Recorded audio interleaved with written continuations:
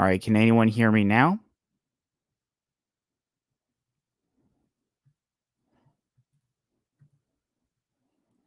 Does that seem to be solving the issue?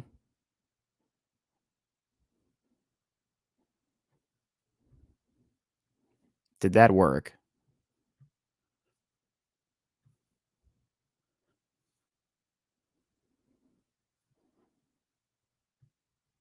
Did that do it? Is that the sound on? Yep. Okay.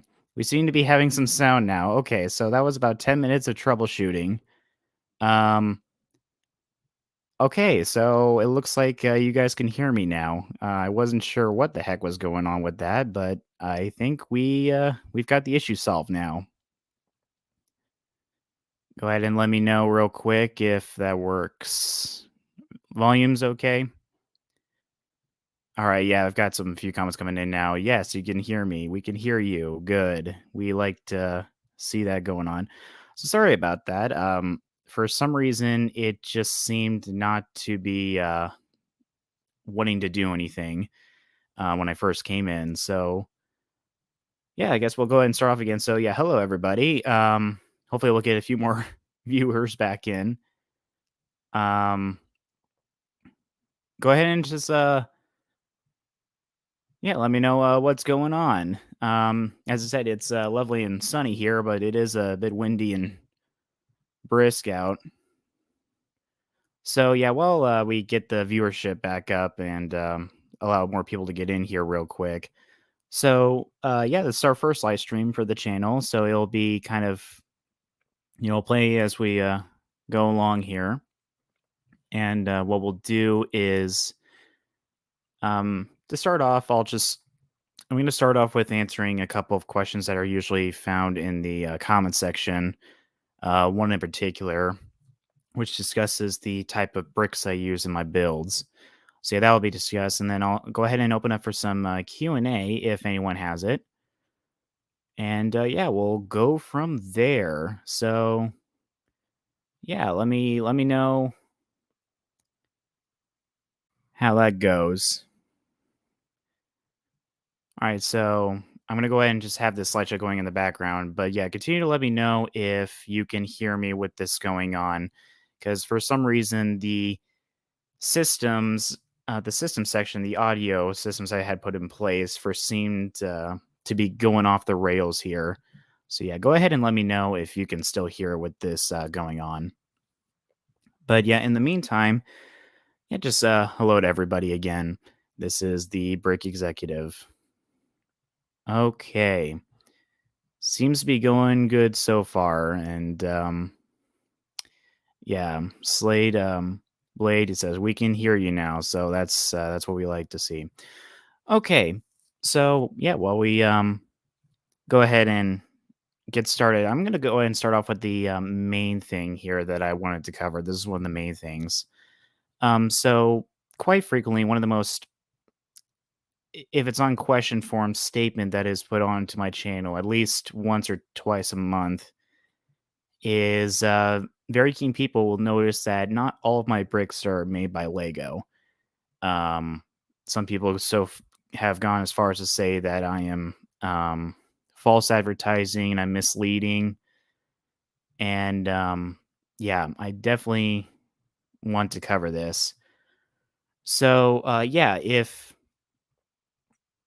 um, so basically, yeah, the short answer is that yes, not all of my bricks are from Lego.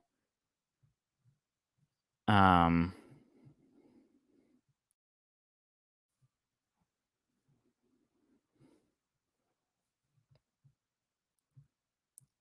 Yeah. So, oh wait, hold on a second here. I'm getting a notification that's saying that the audio might still be okay. Never mind. It was just a something seems to be a little bit interesting there. The audio is saying that it's in and it's out. Gosh, live streams aren't they great? I'm gonna go and check this real quick. Okay, they say they can still hear me. All right, so going on with the what I was going on earlier. So, yeah, not all of my bricks are made from Lego. So kind of a backstory. So all my life I've been building stuff out of bricks. The bricks I had as a kid, I don't remember what the company is, but they were definitely not Lego brand. I think if I remember correctly, my father had them when he was a kid, and they were passed down to me, and I would just build random things. And that sort of continued, and then probably about 4 years ago, my father actually got some. Again, I don't remember what the company is, but if any of you live in North America, you're familiar with the Dollar Tree store line, and they sell yeah, knockoff Lego bricks of some kind. I forget the company of it, but they are very good. They're durable and they're cheap. I think each bag has 48 pieces, and it only costs you a dollar now, $1.25. Yeah, so he got a ton of those, and he would build stuff for fun. And he would put it in his work office. Then one day he just brought them home. He had a ton of black bricks, and he essentially just gave them to me. And so all of a sudden now I had a ton of bricks that I could actually build stuff with. And before then, I had never really built ocean liners before, um, in a proper way. So I started building just ships here and there. I know I built the RMS Queen Mary 2 when it was decent. But yeah, so yeah, to cut to the chase here real quick. So yeah, for a time I did get more of those bricks. And then as I was able to start, accumulating more money of my own, I actually started buying proper Lego bricks. And now I almost exclusively just buy Lego bricks. I have the last the last batch I bought was totaling about $3,000 worth of bricks. So occasionally it's pretty rare, but occasionally I still do get stuff from that Dollar Tree brand. They fit with Lego bricks, but definitely more than half, almost three-quarters of the bricks I currently have are genuine Lego bricks. So, yes, some of my bricks are made from Lego, but the thing is, pretty much all of my orders now, yes, it's not exclusive, but almost all my orders now come from Lego. Um, if it comes off as false advertising, I apologize, but that's not what I'm trying to do. I just hope you guys can understand that. Because guess what? Lego is extremely expensive in this hobby of mine. It's expensive. These ships, the scale I build them in, it's huge. I mean, the one I'm currently working on is almost 10 feet long. So you, I don't have an estimate on how many bricks I use in these things, but um, yeah, it's quite a bit. It can be very expensive. But anyways, yeah. Long story short, just to finalize this question up here real quick. Yeah, not all of them are Lego bricks, but the majority of them now are actually Lego. So yeah. Okay. Let's see what we've got here. I'm just looking at the chat real quick and see. Yeah, most people are just commenting that yes, they can hear me. Nonsensical nautical ramblings. You have a question. So, what is your favorite ocean liner? So, gosh, it's a question I've heard a lot because people who know me, they obviously ask me, what is your favorite ocean liner? You love all these ships. Um, I have to be honest. I don't have a true list. What I usually tell them is maybe I'll think about it more in the future, but I would say it's tied for number one with the trio of the Olympic class, partially because of personal reasons and partially because just the history behind them and how much you can research them nowadays. And they are what really brought me into the ocean liner community originally, especially Titanic. I mean, pretty much everyone who loves ocean liners or learns about them, especially when they're kids nowadays, is from Titanic, whether it's from the movie, A Night to Remember, or the James Cameron film, or books, or you hear about it on the news. I mean, the 100th anniversary happened, 10 years ago, so there was that too. So yeah, I'd say that my favorite is tied between the Olympic class liners. The second one, definitely very close to it, would be the SS United States. The engineering that went into that ship is just insane, and the story, I mean, had she had been built, say, 2 or 3 decades earlier, I mean, could you imagine what kind of a story or what kind of history she could have brought forth? And, her life was cut off essentially. Just all of a sudden, she was going in for her annual overhaul, and then all of a sudden, the company went bust, and the ocean liner market was declining anyway, thanks to air travel, and just she never really got a chance to have a full and great career. Um, so yeah, the SS United States would definitely be number two. Number three would be I know it's going to be a controversial one because I know there's a split in the ocean liner community right now on this ship, but definitely the third and also very close to the others is the SS Normandy. She is just such a gorgeous, eye-achingly beautiful ship, and just like the United States, and in fact, more than the United States, her life was just extremely short. If you've seen my recent Normandy video, I make a statement in there towards the end of the historical section saying that she only was in service for 4.5 years. Um, she had spent quite a bit of time in construction, more than projected. And yeah, and all of a sudden, Second World War happens, and she's basically held up in New York, and then the United States gets involved, and yeah, the rest is history. Various things happened, and you know, she was just lost. She never really did get a chance, and she was kind of overshadowed by Queen Mary and soon to be Queen Elizabeth. But yeah, I'd say yeah, that's the top three. I have not, again, I haven't made a list. I haven't really thought about it in detail. But if I had to put it on it, that's probably what I would say. So yeah, nonsensical nautical rambling. So yeah, thank you for your question. Slave Plate says, "How is your day? It is doing good. I've actually, since this is my first live stream, I've kind of been waiting and waiting and waiting and seeing how this is going to go. And of course, in typical YouTube fashion, it didn't go off very well because the mic was not hooked up correctly because all the settings I put on were, yeah, incorrect. But yeah, my day is going well. How is your day going? Let me know how everyone's day is going. Um, yeah, go ahead and keep posting some questions if you have it, whether it's, just ocean liner history or just stuff about the builds or anything like that. Go ahead and throw those in.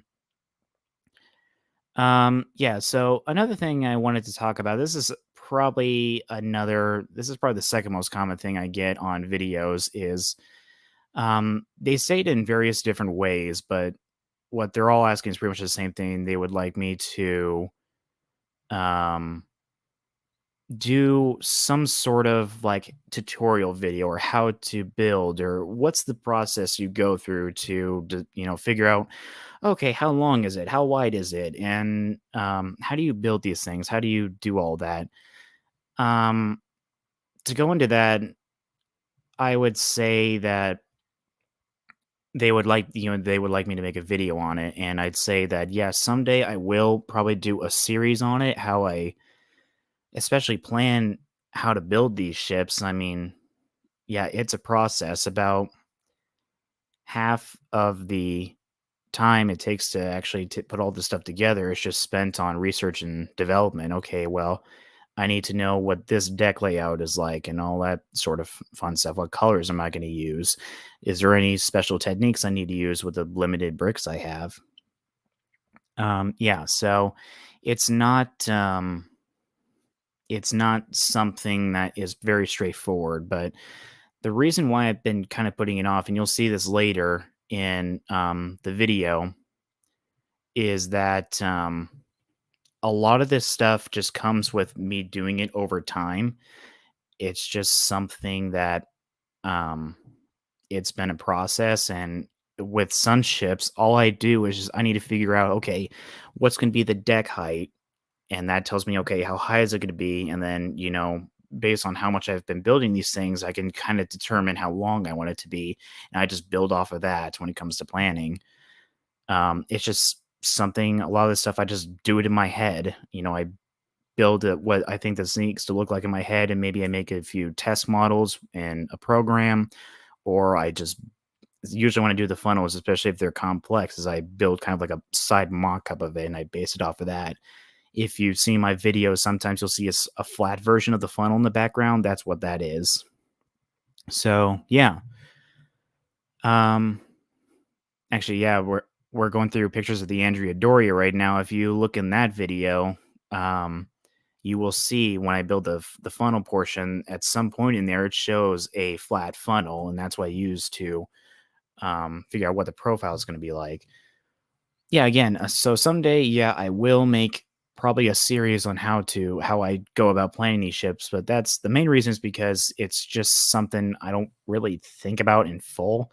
The second, another big reason, excuse me, is um as you'll see later in the video, I have a ton of ships I need to make videos on and to build, and making a how to build or how to design series would just take away from that. So maybe in the future when I've got even more videos out, but in the meantime, it's not something I'm going to pursue. Yeah. So excuse me again. Okay. So that's a second thing. Let's see. Why don't we? So yeah, if you got any more questions, go ahead and send them in. So I'll get back to them in the moment. So in the meantime, I'm gonna actually transition to the main reason I wanted to have this live stream, and then this is probably the most common question, other than those two on my channel. And sometimes there's statements, sometimes there's questions, and they're just people requesting, "Hey, can you build this ship?" And as I've stated before, I am glad to add ships to the list if I want to. But as you can see, it's a very extensive list. I never truly realized how big this the list is, or how big it's gotten, until I actually put a presentation together. I actually What I used to do was make a list on Google Docs and just list it out based on, okay, these are ocean liners, these are ones that were never constructed, and these are cruise ships I want to do, that sort of thing.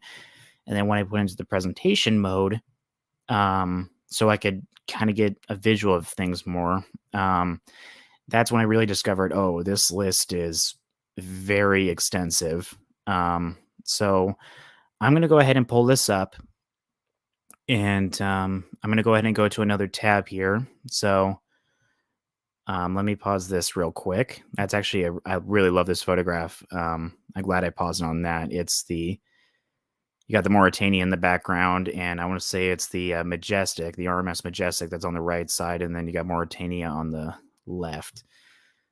But anyways, I'm going to go ahead and share another screen here, and I want you guys to let me know if you can see it all right.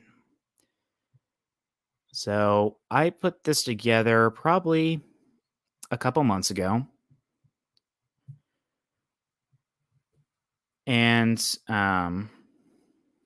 I had never really intended it to be a something that I show online. I just did this basically for visual reasons and to make the list a little more. Oh, so it's not just the name of the ship, because guess what? There's a ton of ocean liners out there, and I can't memorize every single name and what it's going to look like. So yeah, this is something that um, I put together for my sake. And when I actually started thinking about doing a live stream, I thought, oh, this would be a very good tool to use to show people. And so it's not something super fancy. It's not professional. It's just something I obviously did some tidying up on it to make it a little more presentable, but it's not something that, oh, I'm gonna present to, say, a company for a board meeting or something. It's not that fancy. So yeah, we're gonna go ahead and start with this presentation here. So before we dive into it, I just want to give a few of some criteria of how I choose what to build or what I want to build. The first one is pretty simple, and that is I just really love the look of it. There are plenty of ships in here where the sole purpose, the only reason they're on here is just because they look beautiful. I know nothing about their history to begin with, or it's not a common name, but I just really love the look of it. So that's the first. That's one of the first things. The second one is because there's a pretty deep history behind it. There are a couple ships in here. One of them you'll definitely recognize if you've seen a particular movie regarding a certain famous ship. Yeah, it's got a very deep history behind it, and yeah, so that's number two. The third one is personal connections. So I've got one ocean liner in here that actually one of my family's ancestors came on. I won't say which one it is, but he started off. I want to say it was in Holland. I need to check the records again, but he started off in Holland, and then he went to I want to say it was Scotland, made his way down, and then he boarded this liner to New York. So yeah, that's another criteria. Or in another case, a viewer has a personal connection to it. Mr. Memes, if he's in here, if he's in the chat or not. Um, Gosh, when this channel was extremely, young and in its earliest days, I remember him giving pretty much a paragraph in one of my videos, and he wanted me to build the SS Rotterdam, the Great Dane that's currently in Rotterdam as a museum and hotel. And he had this very long description of how he's personally connected to it, and he would just absolutely love it if I built this ship. And yeah, I actually hadn't really ever researched Holland American Line ships, and so by him just saying that, it opened an entirely new door in history for me, and I just loved it. It's just really opened the door to that part of ocean liners, because usually with as enthusiasts we tend to look at mainly the British, sometimes the French and the German ocean liners, and pretty much all of the rest. Yeah, you may hear some names here and there, but otherwise, yeah, you just don't really look at them. So yeah. So Mr. Memes, yeah, I can see you in the comments here. Yeah, hello to you. And there's a shout out for you. I would say, yeah, him and a couple of other people are definitely one of my um top fans and supporters of the channel. Every time they make comments, I always go right to it and read it right away as soon as I see them. So yeah, hello to you, Mr. Memes. Um, so yeah, that's kind of the third criteria is personal connections, and then there's various other ones. But I think you kind of get the idea now of how I pick these things. So in this presentation, you're gonna see nearly 200 ships in here, and they range anywhere from ocean liners that were completed, never even constructed, fictional concepts. You're going to see cruise ships that are both ones that are completed, ones that were historical, and others that were never built. And you're even going to see some other types of ships. Ships that I did not include in here that I know will be built are ones that so regular viewers of the channel will know I've got seasons. And so ships that have been built, but you haven't seen a video on, are not in here.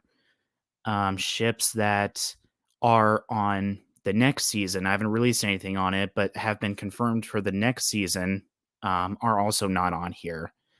The list is actually not complete yet for season 4, but so some of the ships that will appear in season 4 will also be in this presentation. I just haven't picked it yet, but there are a few key ships in here that you will not see that are in season 4. So yeah, you won't see those ships. Also, I know this is going to be disappointing to some people because I've gotten comments on it. They want me to do warships. Um so my thing on warships is I absolutely love them. Especially, you got to love the battleships and the aircraft carriers. That's pretty much a given if you like warships. But I'm not including them at the moment because I tend to go in my research more into, merchant ships. Um, in the future, if I've got the time, I'll definitely pursue warships, but at the moment, I am not doing that. So, yeah, there's a little bit of a tease right there, but yeah, definitely in the foreseeable future, warships are not going to be a thing. So, yeah, with that out of the way, let's actually go ahead and just get started here. So, yeah, again, you're going to see nearly 200 ships in this list. So, we're going to go ahead and begin here. So, our first section is going to be ocean liners that were never completed, never built, or ones that were fictional. And you're actually going to see a few original concepts in here too. So that sort of thing. Okay, so this is going to be our first one to start off the list. It's the liner of the future. It didn't have a name. It was kind of nicknamed the whale ship. This appeared in the 1930s. An individual named Norman Bell Geddes, excuse me, kind of put this forward, and there was a ton of renderings out there. And it was going to be this sleek liner of the future, as the name implies. That was kind of the tagline given with it, other than the whale ship. It's just something absolutely amazing. It was going to have aircraft storage in the back of the second funnel and a catapult that was going to go out. The entire back section's just a big open glass area. It has so many features on it that didn't really even come about until modern day cruise ships. So yeah, this is definitely one that's gonna be on the list. Excuse me. Yeah, I'm very excited for this one, but you probably won't see it for a little bit. All right, next one. Hardcore ocean liner enthusiasts will definitely know this one, but casual ones may not. So, a bit of an explanation on this one. This is also, I should say right now, because I haven't done extensive research on all these ocean liners yet, the pronunciation, I am very bad with foreign pronunciation, especially if I just haven't even researched how to pronounce it. So I'm going to throw that out there right now. If I mispronounce it, I'm sorry. I just haven't researched it. I'm pretty sure I know how to say this, but I probably am going to botch it. So yeah, there's that warning out there. So this is a ocean liner never built from the French line, the SS Breguet. She was going to be the running mate, kind of half sister, but that doesn't even qualify in my opinion. She was going to be a running mate to the SS Normandy.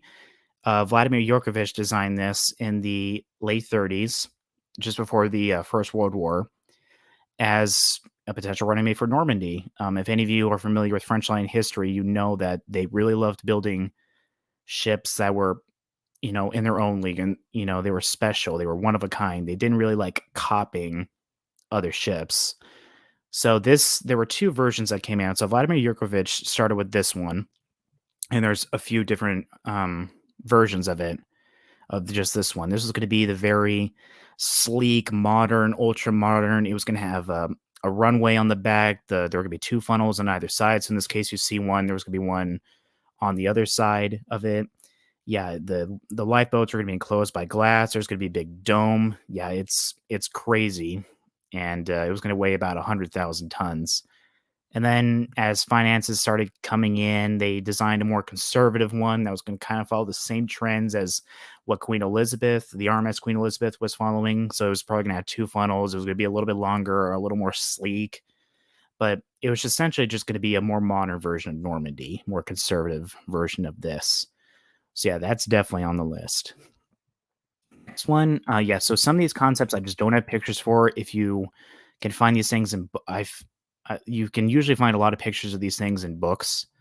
So the next one is SS Peace. Now, it was, to kind of give you an idea, it was essentially, if you can picture the Wilhelm Gustloff, it was going to be basically that profile, but scale it up to about 1,100 feet. And essentially, what it is, you're going to see a few of these ships in here. They're going to be American owned, and they're basically just going to be low fare immigrant ships. So the idea was you could cross the Atlantic in 4 or 5 days with a cheap fare of just $50, and meals and private rooms, all that was going to be added costs. But the idea was you just carry, you know, 6, 8, 10,000 passengers in these massive ships on low fare costs, and that they would able to be converted into aircraft carriers in the event of war, and also troop ships. I think it was the Peace, or possibly another one that we're going to see a little bit later, that was rated to carry roughly 14,000 troops in conservative estimates, and some estimates put it as high, I think it's 40,000. If you remember, Queen Mary carried nearly 17,000 soldiers, and that is the highest amount of people that have ever been put on a ship in history. So think about it, putting 40,000 troops on just one ship. That's incredible. But anyways, yeah, it was going to have one funnel It was going to be yellow and white with a black sea in the center, kind of like what Costa does, if you can picture that. Yeah, it was going to be quite an interesting thing. The main reason it didn't come about was because of money and Coast Guard regulations prevented it from carrying that amount of passengers on one ship. That was at the time. So the Liberty liners this was another attempt to have one of those gargantuan, 1,000 plus foot ships, pretty much the same people behind it, low cost. It was going to be able to be converted into an aircraft carrier. The two funnels that were going to be on it were going to be able to lower onto the deck, and the mast would lower as well to allow aircraft to land on it, that sort of thing. Essentially the same thing as SS Peace. Okay, the next one is the Norddeutscher Lloyd 5-funneled express liner. So this followed after the success of the four flyers, and something interesting about it is if you notice on the back, this concept came out in 1902, and if you are familiar with trends in the early 1900s, that's a cruiser stern on the back. Cruiser sterns did not really come about until the 30s, so it's just interesting to see that on there. But this one is tied with another one. So yeah, this concept came out in 1992. It was essentially going to be an upscaled Kronprinz Wilhelm. In Kronprinz in Sicily, it's at 4 funnels. It has 5. Had this been built, it would have been only the second 5-funneled liner in history. So yeah, there's that one. And as I go through these, I'm going to be kind of quick because, again, we've got a ton of ships to get through. So the next one is, again, I'm sorry for the pronunciation, is the SS Cavalier de Cavour. There were going to be 2 ships built from this company, and the sister was going to be the Andrea Doria. It was built for the, again, sorry for the pronunciation, Transatlantica Italiana. And the reason these basically were not built was because World War II occurred. Okay, so the next one is SS Ducks. Now, for those of you familiar with Italian line history, you'll be familiar with the SS Rex. So originally, these ships were not going to be built for the Italian line. The Italian line wasn't a thing yet. There were 3 main Italian lines based there at the time, and then Mussolini came in and he forced them to merge, and that created the Italian line. I'm blanking out on the company right now, but Dux and Rex were going to be sisters. So Dux is the sister of Rex, and they were going to have a completely, pretty much different design, a more 1910s, 1920s look. I've got several profiles of it, but I can't show them on here. So, yeah, so when I build SS Dux, it's going to be basically the original design of Rex, because technically nothing exists right now of what Dux was going to look like. So, yeah, we'll go ahead and continue on here. So, this one is probably not well known. This is the SS Silver Falcon. It was going to be built for the Atlantic Steam Navigation Company, and there were going to be 2 ships. The second one wasn't named. Essentially, things happened in the 1930s, as we're all aware of, and this line was going to be more of a budget option, and this was going to be their first purpose-built ship, but it didn't come to pass, basically for money reasons, and the fact that the Second World War was coming up. That was the main thing. So these ones, now this is a pretty sad story if you ask me, in terms of ocean liners that were never complete. So this is of the Stockholm 1 and 2. So there were 2 versions of this. The first one was going to be built. So this was going to be built for the Swedish American line. And they were fitting out. They had launched the first one. It was being fitted out. It was almost done. And then a fire broke out and basically destroyed the thing. And then the company decided, okay, it was pretty much a total loss. So they thought, okay, we'll go ahead and just build another version. There was a sister that was coming, so they just were going to make that. Well, the sisters launched and was pretty much complete, and then World War II happened. And lo and behold, it was bombed by the Allies, and it was serving as an Italian troop ship, and it was pretty much completely destroyed. So that was a total loss, and yeah, these ships just, gosh, it was just so unlucky. So yeah, I've got these on here. All right, so the next 2, I don't have pictures for, but you can find them if you look really hard online. So the American president, or the America President line, you'll probably be familiar with them. They mainly had operations in the Pacific, but basically after World War II, I think it was the United States Maritime Commission was basically creating ocean liner concepts based on different criteria of where they would go and what they would require, what's their cargo capacity, and all that. And they came up with several versions that the American President lines were very interested in and were trying to pursue. And so there's a couple of these on here. So you have the P4P and then the P3S2 DA1. Again, there's pictures of them out there actually. So in season 3, you are going to see one of these iterations in Lego form. So yeah, that's what these are. Yankee Clipper. So if you remember the Peace and the Liberty ships, this was basically the original version of those ships, and pretty much both of them follow this pretty much same concept. This came about in the 1930s, and it was basically just an immigrant transport, low faring. And as you can see on there, the funnels. So the funnels were capable of being lowered into the deck, and the masts would actually telescope, or they would basically just fold down and would allow aircraft to land on it. I don't know if you can see real closely. You can actually see 2 aircraft models on the top. Very interesting concept. I think these were supposed to be about 1,200 feet long. All right, moving on. This is a concept, Mr. Memes. This is definitely for you. So the Great Dane SS Rotterdam that I built at the end of season 2. This was going to be there were 2 versions. This is one of the original concepts for Rotterdam. It was basically an ultra modern post World War II version of New Amsterdam, which had plenty of success before the war and really boosted the company during that time. It was one of, I think, only 2 express ocean liners that made a profit in the 1930s. So I don't know which version I'm going to build. This is the 2-funneled version, and there's a 3-funneled version. I'm kind of leaning on this one, but who knows? All right, so for those familiar with World War II history, you'll definitely know this one. The Kashiwara Maru. This was a NYK ocean liner, or was going to be. NYK is a Japanese ocean liner company. I think the name is the Japanese Steamship Mail Company, if I remember correctly. But yeah, this was going to be built it was actually started construction in the late 1930s. And then I think it was in 1940, it was purchased by the Imperial Japanese Navy and was converted into a aircraft carrier, the IGN Junyo. Actually, I've got a model of it behind me. I've got the Kawasaki model of the Junyo behind me.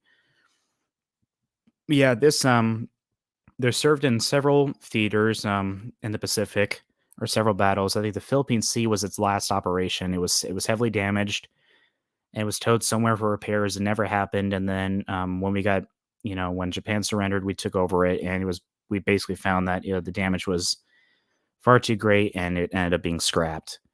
Yeah, there are plenty of deck plans and interior renderings of this ship. It was going to be really a gorgeous ship. I'm really sad that it didn't happen. Next one, I actually don't remember a lot about this ship, but I do remember that it was going to be about 19,000 tons, and there were 2 versions that came out of it, and it was either going to be used in the South American or the North Atlantic routes. I think they were leaning towards the South American route. But yeah, again, I don't have a lot of detail on this ship. Next one is a post World War II Norddeutscher Lloyd concept. There are several versions of this. This is the most common one that you see. It's just Project 653. What that stands for, I have no idea. Yeah, so both versions are going to measure around 20,000 tons, and we're going to be about 550 feet in length, if I remember. I think it was just canceled for budgetary reasons. Now we've got another NYK vessel. This is titled simply the 1957 Project. I think there's a few other titles for it.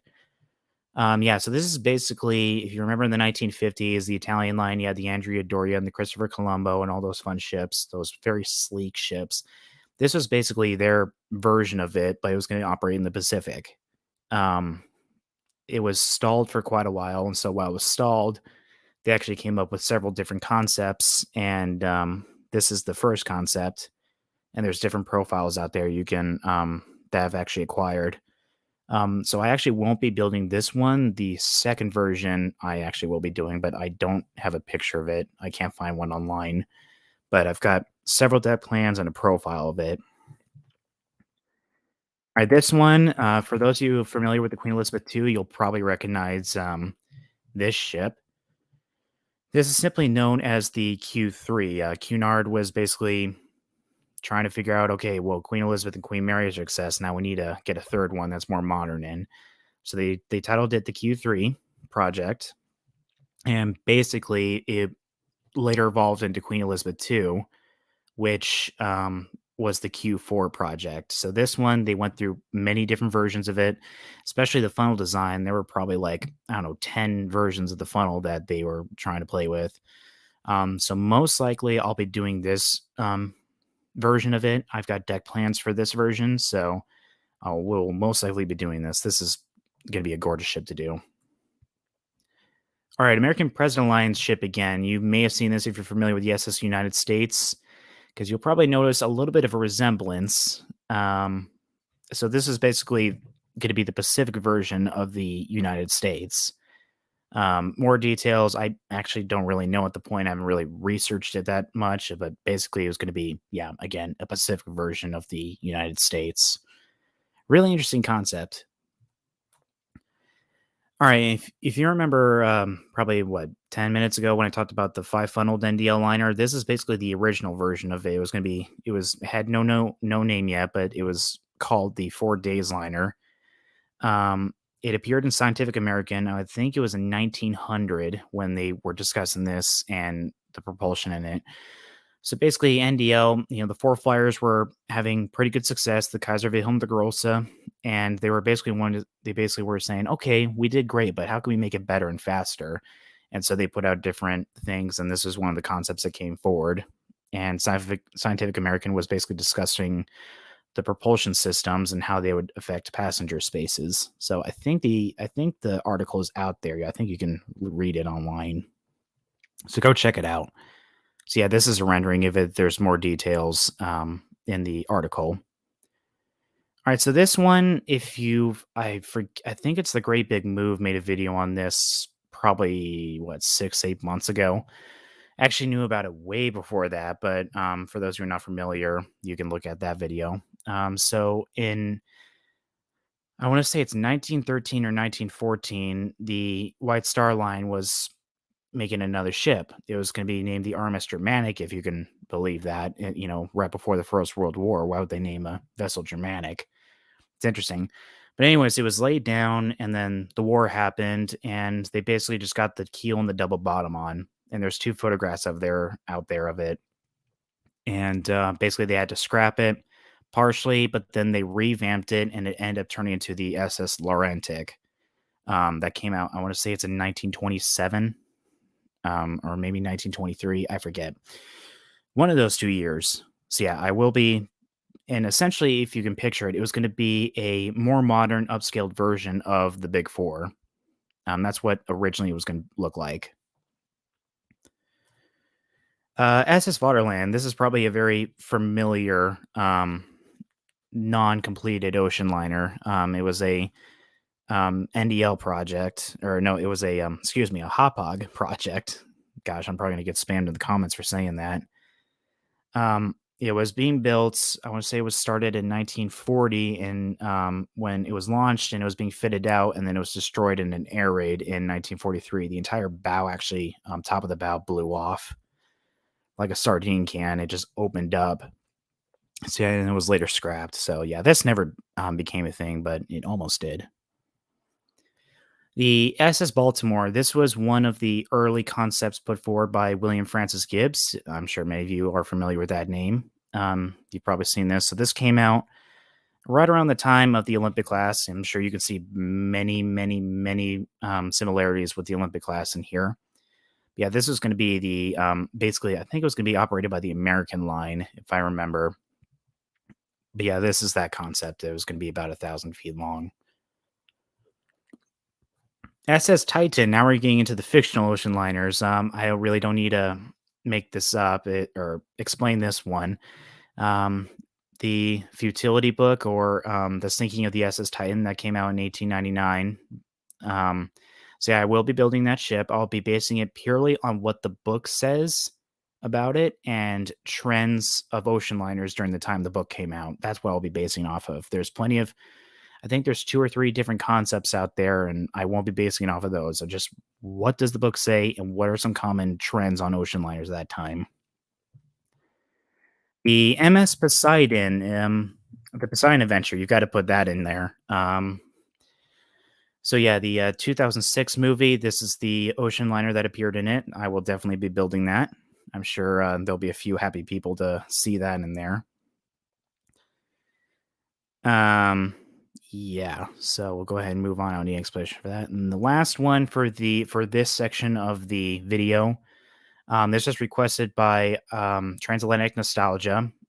This is the ship that's in Ghost Ship, that movie. I haven't seen that movie, but he specifically requested this, and basically it's another version of the Andrea Doria. That's what the ship was based off of, the Antonio Graza.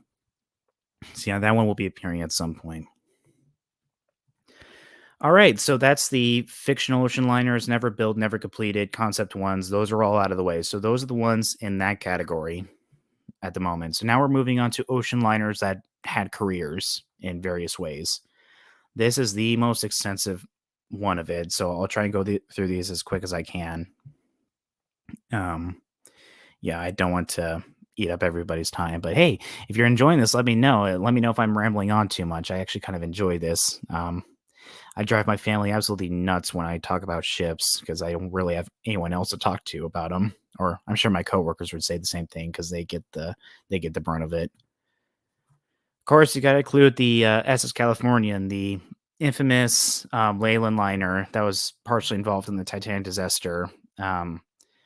Whatever your opinions are of it, I won't discuss them in this video. I've got my own take on the story, but yeah, that will be appearing. Now, this one, you'll see the name here, the SS Fidencia. It's a anchor line liner. So yeah, this was the one I was talking about earlier that one of my family's ancestors came on. That has been confirmed. There is a document of him being on it. So yeah, that's literally the only reason this ship is on here is because we did have an ancestor cross on this one. And yep, RMS Queen Mary 2, the last ocean liner in service. I'm sure some of you are going to be spamming in the comment section right now saying it's not an ocean liner, it's a cruise ship that's trying to act like one, blah blah blah blah blah. Yeah, I can see where you're coming from. I know there's a distaste in the ocean liner community for cruise ships, but I mean, Stephen Payne, the man who designed this thing, he is a huge ocean liner buff. He absolutely loves them. He researches them constantly. Actually, Mr. Memes, if you're still in the chat here, he wrote a very great book on Rotterdam and the history of the Holland America line. He's got some great information on there, and he took a lot of design cues from former ocean liners when he was designing the Queen Mary 2. So yeah, this one definitely on the list. All right, the Monarch of Bermuda. This is obviously a very awesome, and to quote Ocean Liner Designs, I know you had talked about it in a video recently, an eye-achingly beautiful, well-proportioned ocean liner. It looks bigger than it actually is. It's not that big of a ship.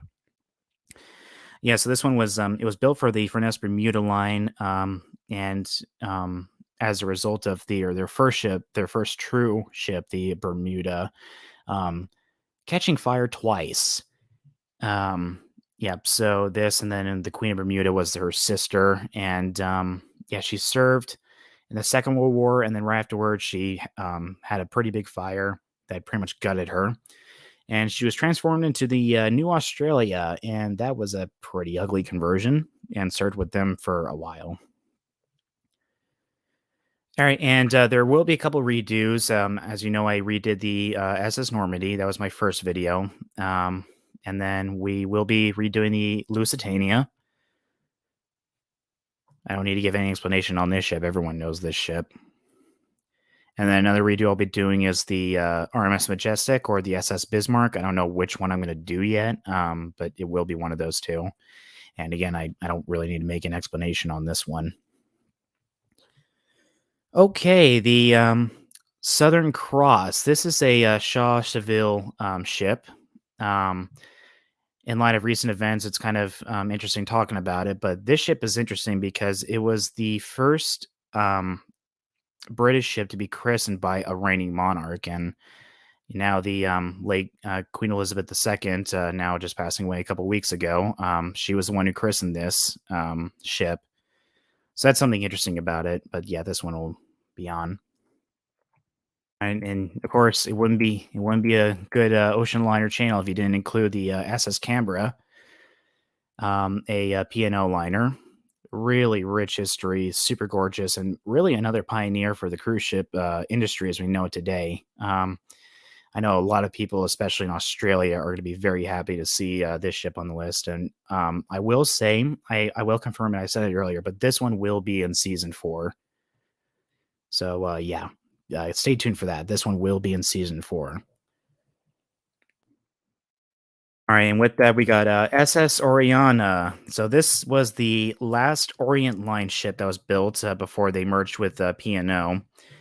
Um, yeah, I know it's pretty divided on this. I really love the stern with all the open promenades on the back. I really love the look. Excuse me, I'm going to get some water real quick.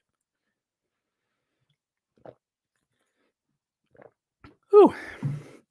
All right, that was needed. Yeah, love Oriana, and she most likely will also be in season 4. It's amazing how long she was around. I think it was 2004, 2005 when she was hit by a storm and partially sunk. I mean, she was around for a really long time. All right, continuing with the P&O love and Orient Line love right now, we're going to do SS Strathnaver. She was the first of the 5 Strath class ships. Really modernized P&O, especially in looks with the white hull and the 3 squat funnels. Gorgeous ship. And then another, this is an Orient Line ship, and obviously it went to P&O when they merged, the SS Orcadis. I'm not really good on my P&O Orient Line history right now. I'm actually kind of surprised I haven't built one yet or really researched it. They just had really gorgeous ships, especially post World War II. So actually, the next few ships in here are going to be just P&O and Orient Line ships. I think it was built in 1948, if I remember. And then we got the SS Himalaya. This is a P&O ship. I know this one came out in 1948. That's when it entered service. And then after that, we got the SS Arcadia. In my opinion, it's one of the best immediate post World War II P&O liners out there. Just the proportions. Oh, there goes one of my dogs right now. I don't know if you can hear him in the background. It's something. It, it's just interesting. If you've seen Jurassic World: Fallen Kingdom, the ship that transports the dinosaurs away from Isla Nublar has this same name. If there's a connection, no one knows. It just happens to be the same name. All right, now we're going to the Japanese in the Pacific, the NYK line. We talked a little bit about their concepts earlier. This is the first of the bunch, the Asama Maru. Where she entered service in the late 20s, and she was sunk in, I think it was 44 by a submarine. What it is, I don't remember. Then we have the Argentina Maru. She was, I think she started construction in 1939, or she was finished in 1939, and she ended up being converted into the escort carrier, the IGN, I think it's Kaio. Again, pronunciations, I'm not going to be good at it. Then we got the Yawata Maru. It was completed in 1940, and then it was converted into the aircraft carrier Unyo. And then we got the Terukuni Maru. I think that's how you say it. So yeah, she was one of the early ones. I think it was 1930 when she entered service, and then she ended up getting mined off of the UK and just before or during World War II in 39. All right, and this is the Ocean Liner meme, and that's a shout out to Ocean Liner Designs. I know he's not watching. My channel's not that big, but if you've watched his channel, you know about this ship. It's the meme, the the meme, the myth, the legend, the SS Johann van Oldenbarnevelt. Yeah, I really despise the look of the ship, but it actually is cool at the same time how random it is. All the windows, all the differences, and the funnels are just ugh, there's just so much going on. So the main reason why this is on here is just because the look is interesting. I know some people are probably going to be jumping for joy to see the JVO on here. Um, then we'll go ahead and move on to this next one. This is the TSS Awayeta. I'm pretty sure that's how you say it. She was built for the Union Steamship Company of New Zealand, so she mainly operated from there. She came in service in 1936. She didn't have a long life, no. I think she was, I want to say she was torpedoed. She was sunk about halfway through the First World War. Um, but the hull actually something interesting about the hull is that you look in this photograph, you think it's black. It's actually like a dark olive green. I don't think I've ever seen an ocean liner with that color of hull before, so that'll be interesting to build that one. All right, now we got to get some Polish love in here. My main family ancestry is Polish, so yeah, I got to give a shout out to the family. The Pilsudski, one of two really famous ocean liners built by Poland. The other, her sister was the Patoy. That's the more famous of the one, but this was the first one. Um, let's see if I remember. I think she was built for the Polish Merchant Marine, and then she was sunk by. There's a controversy if it was a mine or a torpedo. They think it's a mine, but yeah, there's that's up in the air. I think that was in 1939. And for those of you who've watched ocean liner designs recently, you'll know about this ship, the SS Galileo Galilei, built for Lloyd Terracino in 1963. And it actually was in service quite a while. I think she lasted until 1999. A fire ended up taking her out.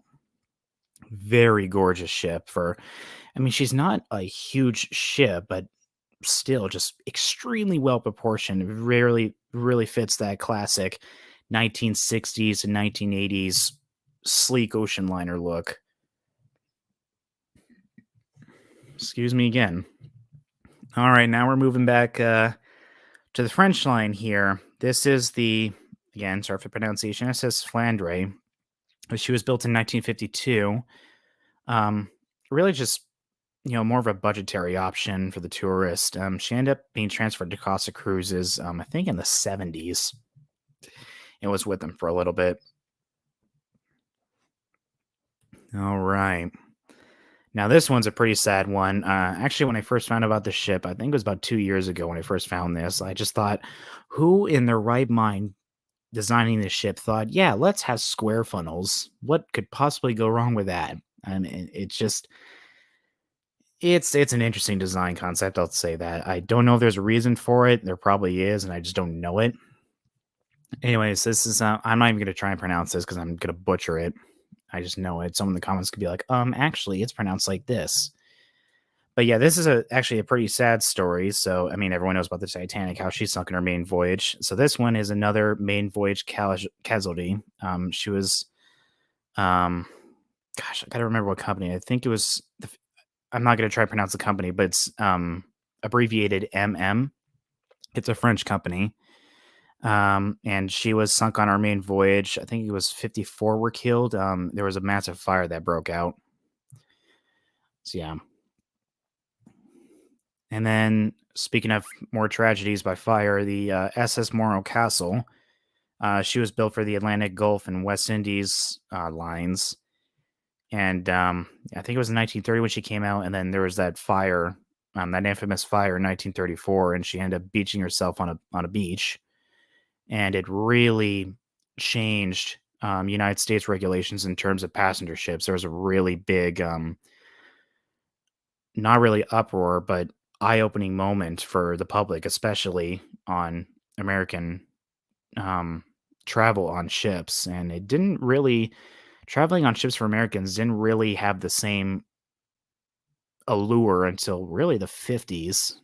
This was a pretty big tragedy. Okay, so the next two, we're going back to the French line again. So these next two are basically test ships for the what would be the future Normandy. So Lafayette.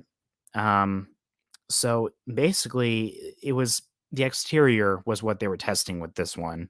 How does it look? I mean, you can pretty much see it's kind of a transition between Ile-de-France and Normandy in terms of look. And the other one, this is the more famous of the two, the Champlain, if that's how you pronounce it. This was the test for the interiors. It was really heavy, heavy Art Deco and art, just all that is France that Normandy just has in her. This was the test ship. So yeah, those the two are definitely on the list. And then next we've got the MV Bermuda. I mentioned this earlier. This the Pernessa Bermuda line that suffered two fires. So the first one took out her service, and then she was sent back to Harland and Wolff, and they were going to rebuild her because it wasn't too extensive. And then while that was going on, she suffered a second fire that basically finished her. And so that's when the Monarch and the Queen of Bermuda came into being. So this was their first real, true, popular ship that really brought them up to the forefront in travel. And now we've got the I think it's Olsos Fjord. Also Fjord. This is a Swedish, or no, it's not Swedish. It's the Norwegian American line.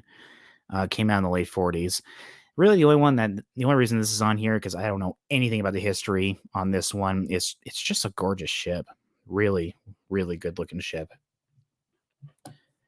Then we've got Fernessa Bermuda's last ship. This is the Ocean Monarch. I don't really know too much about it other than it was their last ship. And then we got the SS Andrea Doria's replacement when she was suddenly lost in a collision. This is the Leonardo da Vinci. Basically, the culmination of the Italian line vessel style that they had in the 50s. Yeah, really, really gorgeous ship. But like a lot of other ocean liners, for some reason, the reason she was lost is that she just spontaneously burst into flames. Then we've got the SS Michelangelo. Main reason I was actually pretty skeptical at first of putting the ship on. I'm just really nervous on how I would. I'm just not sure how I would do the funnels. I'm sure I could figure out a way, but just a gorgeous, gorgeous ship. Very, and it was among if you're familiar with your history, it's really among the last of the express ocean liners that came in really late into the game. Now we're going to start moving into mainly smaller ships. So I think this first section we're mainly focusing on the anchor line. So this is the Transylvania. She came in the mid 1920s, and she ended up being sunk. I think she was serving with the Royal Navy. Then we've got the SS Columbia. She came into service in 1902. And again, with most of these smaller ships, the main reason why I got them with these lesser known lines is it's mainly the looks. I just really love the look of most of Anchor Line's ships. Anchor Line is it's a sister company of Cunard, so especially in their later ships in the 20s, you're going to see a lot of similarities between Cunard ships and Anchor Line's ships. And you got the Cameronia, the 1911 version. She was sunk during the Second World War. I think it was by a torpedo. And then you got the Tuscania. She was non-service that long. She was sunk in, I think it was 1918. But what makes this one interesting is for those of you familiar with the Mount St. Helens eruption in 1980. So if you're familiar with the name Harry R. Truman, he was one of the people who was killed in the eruption. He was a passenger on the ship. Then we got the SS Cameronia, the second one. Now, this one, if you are familiar with Downton Abbey, that show, I want to say it's in season 5, when Lord Grantham has to go to America to help Cora's brother out because he's involved in I think it's the Tea Dome scandal. He travels on the Cameronia. I think it's Mr. Carson says it when he goes downstairs and is meeting with all the employees. So yeah, Lord Grantham and Thomas travel on this ship when that's mentioned. Then you got the SS California. Let's see, what do I remember about this? She came in 1907, and she was sunk during the First World War, by a torpedo. A lot of ships were lost during World War One, lots of them, and World War Two. It's just, it really is a shame, but what are you going to do? All right, now we got, I think this is the first White Star Liner in here that, was built and is not the Majestic in this list. So the SS Athenic, this is a freighter. It operated mainly between London and New Zealand, and she stopped in Australia quite a bit. She and I think it was the Corinthic and the Ionic were sister ships. The main reason these are on here is just I really like the divided look. I know some people really hate it when the superstructure is divided like that, but I personally love it. All right, and Mr. Memes, this is another one for you. This is another one of the Rotterdams. This vessel really upscaled the Holland America line. Before then, most of their ships averaged around 12,000 tons and a little bit more. This one, if I remember correctly, it was, I think it was 24,000 tons. It basically doubled their tonnage, and ever since then, they started building ships of that size and then bigger. Really, it wasn't a game changer for the company, but it really upscaled their fleet. It was a true monster for that company. All right, and then we got the classic. You got to put it in there. SS Conte di Savoia, the Italian line ship. Again, she was not meant for the Italian line because it wasn't a thing yet. Again, I'm forgetting the company. But yeah, really gorgeous ship, and had the most famous thing about it is had the 3 gyroscopes inside of the bow that were meant to counteract the ship's natural roll. Did work, but again, it didn't become, nothing really became of it. You don't see those things on ocean liners to come. But yeah, it was just something that was meant to cure seasickness, and it worked to an extent. All right, you briefly saw it. I accidentally hit the button.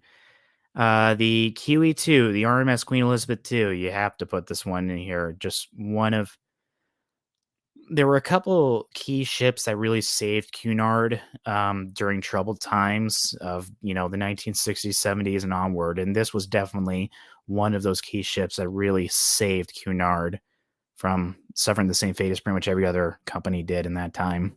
I don't think I really need to explain the rest of it. A lot of you are very familiar with this ship. Now we got the, I also can't confirm this one will appear in season 4. This is the SS France 1910. This ship really does not get as much love as it should.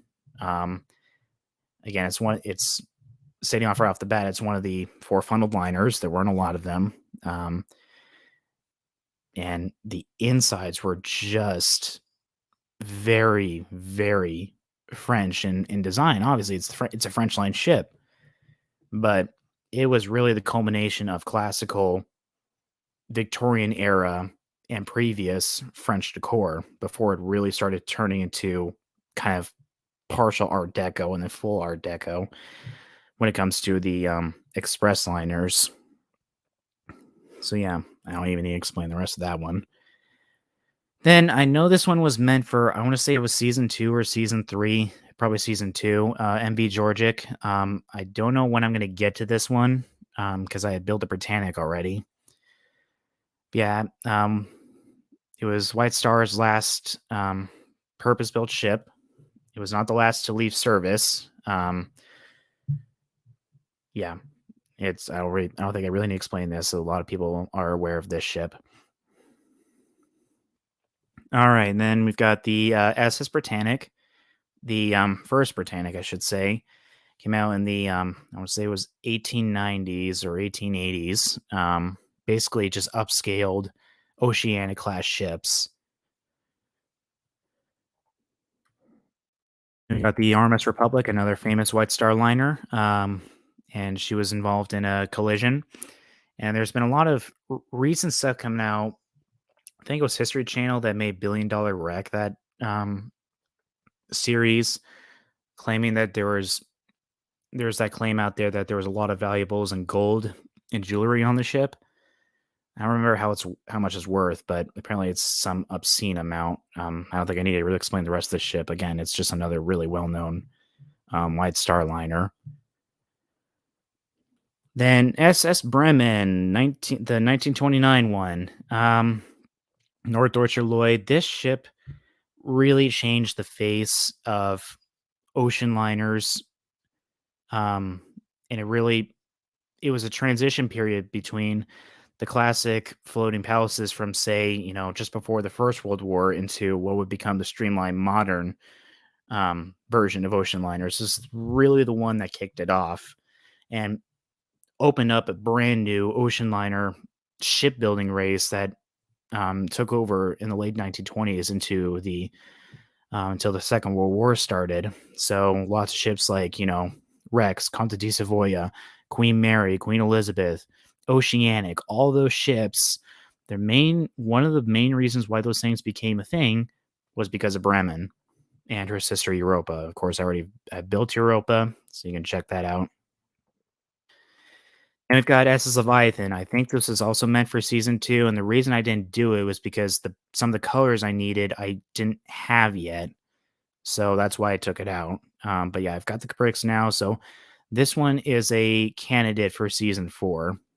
I've got actually a pretty good volume right now. It's of 6 books. It's by Frank Branyard. He wrote a 6-volume series on just Leviathan. It was one of his all-time favorite ships, and each book is like 300 pages long. It's got tons of photographs and counts and stories in there, so that should be a pretty interesting thing to research. United States line ship, converted from the SS Vaterland. All right, then the SS City of New York, another Titanic-connected ship. Obviously, when Titanic was departing Southampton on her main voyage, she was almost a collision with then it was named the New York. Now, I don't know if I'm going to be doing this version, which was her original version, or the two-funneled version. I'm kind of leaning towards the two-funneled version because that's the one most people are familiar with, but I don't know yet. Excuse me, I'm going to get another drink of water real quick. My voice is getting dry.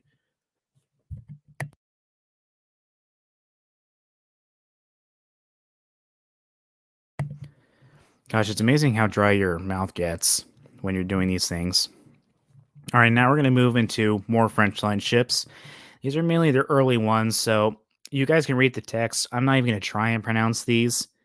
So this one, it was built in 1910, and she was mainly made to run between, I think it was Central American and West Indies routes. Then, yeah, we've got the Paris. I don't really need to introduce this. If you've seen my Ile-de-France video, you know about this one. She was built during the First World War, so she was pretty delayed. And she was kind of a stepping stone between the classic express liner France that came out it was built in 1910, and the more legendary French ships that really brought out the Art Deco style, such as Ile-de-France. She was really a transition ship. They really started upscaling and bringing more features out that made the French line stand out. This really started with the Paris, and she had that terrible fire, and she was loaded with all that French art and culture in there, and was going to go to the World's Fair. And she listed over and was a complete loss, and I don't think she got scrapped until after the war.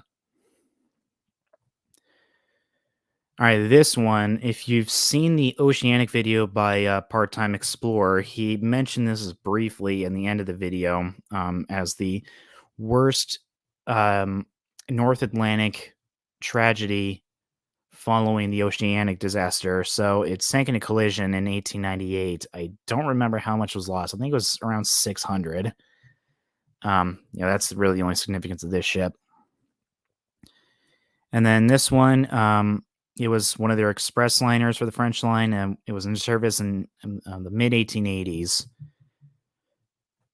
And then La Province, I can probably say that one with some, I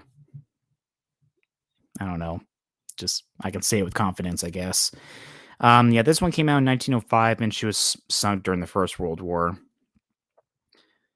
And this one, La Touraine, this is another Titanic connected ship. So this one, the way it's connected is it was one of the first ships to send a ice warning to Titanic. I want to say it was the 12th of April. She was the first or second ship that day to send an ice warning to Titanic. This one, another French line ship. She came out in 1881. And this one has several names. I don't know which name I'm going to do yet. I'm leaning on either this one or it was also named Lafayette. She came out, she started construction just before the First World War. I think she was going to be called Ile de Cuba at first, and then it was changed to Lafayette, and then it was changed to, I think it's Mexique. I think that's how you say it, later on in her career. So I don't know which name I'm going to do. She was sunk during the Second World War. Then we got the SS Conte Biancamano. I'm, again, sorry for the pronunciation. I'm not good. This one, I do know the company, Lloyd Sabato. She came out in 1922, and she was sunk during the Second World War. Really gorgeous interiors, very classical Italian. And then this is her running mate, the Conte Rosso, same company. I think she was the original one. She came out, or no, I think she was after, or one of them came before, one of them came after. I don't remember. But yeah, she came out in the mid 1920s, and she was also lost during the Second World War, like a lot of other Italian liners. And we got now we're going to move into some Canadian Pacific Railway and Steamship Company ships. The first one is the Empress of Japan. The first one, she came out in 1891. Then I'm also doing the second Empress of Japan. She came out in 1929, and she was around for I think about 30 years, and then she had a pretty big fire that completely took her out of service. And you can't forget the Empress of Britain. That's, I want to say it's the biggest ship that CP came out with. It's probably also one of the most famous ones, other than the Empress of Ireland. She came out in 1931, and she was the largest ship that was sunk during the Second World War by a U-boat. She was serving, I think, as a troop ship at that time. All right, now we're going to move into some Cunard ships. So the first one I got down on here is the RMS Persia. She came out in 56. See if I remember anything on this one. I think she was the first blue ribbon holder that was completely constructed by iron. But the thing is, I don't remember what it was. I think it was because she just had operations trouble. She only lasted like 12 years or 13 years or something. She did not serve that long. Then we've got the SS Bothnia. She came in the mid 1970s, and don't think she lasted into the 20th century. I think she was scrapped just before that. Just interesting look. That's the only reason she's on here. Then you've got the Servia. She came in 1881, and she was the first ocean liner entirely constructed by steel instead of iron. She was also the first Cunarder to have electric lighting inside, and she lasted just into the 20th century. I think it was 1902 when she was scrapped. Then we have RMS Umbria, and she was among the last of the Cunarders to have the sails on the foremast. I think it was her and her sister were the last ones. And she was, I think she was scrapped in 1910. And this one's an interesting one. Some people may be familiar with this one, the Cambria. She came in 1893, and then while I think it was the First World War, She was converted into a troop ship of, or like an auxiliary ship of some kind, and they ended up taking the first funnel and splitting it in half, and they put a aircraft catapult or ramp on the front of it that started kind of towards the bow and it went down to the or top of the bridge and it went down towards the tip of the bow. Really interesting look, and she ended up being sunk. Then you got the Saxonia. This is the first half sister of Carpathia. So you had Saxonia, and then gosh, I can't remember the second one. Then you had Carpathia, which was kind of like a half sister. She came in. Gosh, I want to say it was 1903 or 04. Don't quote me on that. I can't seem to remember for the life of me right now when they came into service. But yeah, she started construction in 1900. Then we have, Franconia. She came in 1911, that's when she would came into service, and, she was nicknamed the bathroom ship because passengers noticed that she had more bathrooms than the very popular Mauritania at the time. So she kinda received that unofficial nickname, and, she was sunk during the First World War. Then we've got the Corinthia, so now we're starting to get into the post-World War One, Cunard ships when, as I'll explain in, a future video. Um, they were very cookie cutter during the 20s because they were really focused on building their auxiliary fleet, and this was one of them. She was built in 24 and she was sunk in, I think it was 1940. And we've got RMS Ivernia. She's a part of the very famous second Saxonia class that came out in the 50s. Really, the main reason they're on here is she's really good looking, in my opinion. I know some people don't like the look of these, but I think she's gorgeous. Then we've got the oh gosh, if I remember how to pronounce this, Alunia. Sorry. Um, she was obviously Kiara Lighter, and I think she was around until 2003 or 2004. She was here for a while. And then we've got this is another pretty famous Cunard, the Carmania. And there's a very and actually the next ship on this list is also involved with Carmania. And I'll go ahead and go to that next ship. I'm sure you can guess what it is, the Cap Trafalgar. So basically, this one, I don't remember where they're at right now. I'm blanking out on it, but they were trying to get into a port and they wanted to, the German crew wanted to disguise this ship as the Cameronia, a British ship, an ally ship.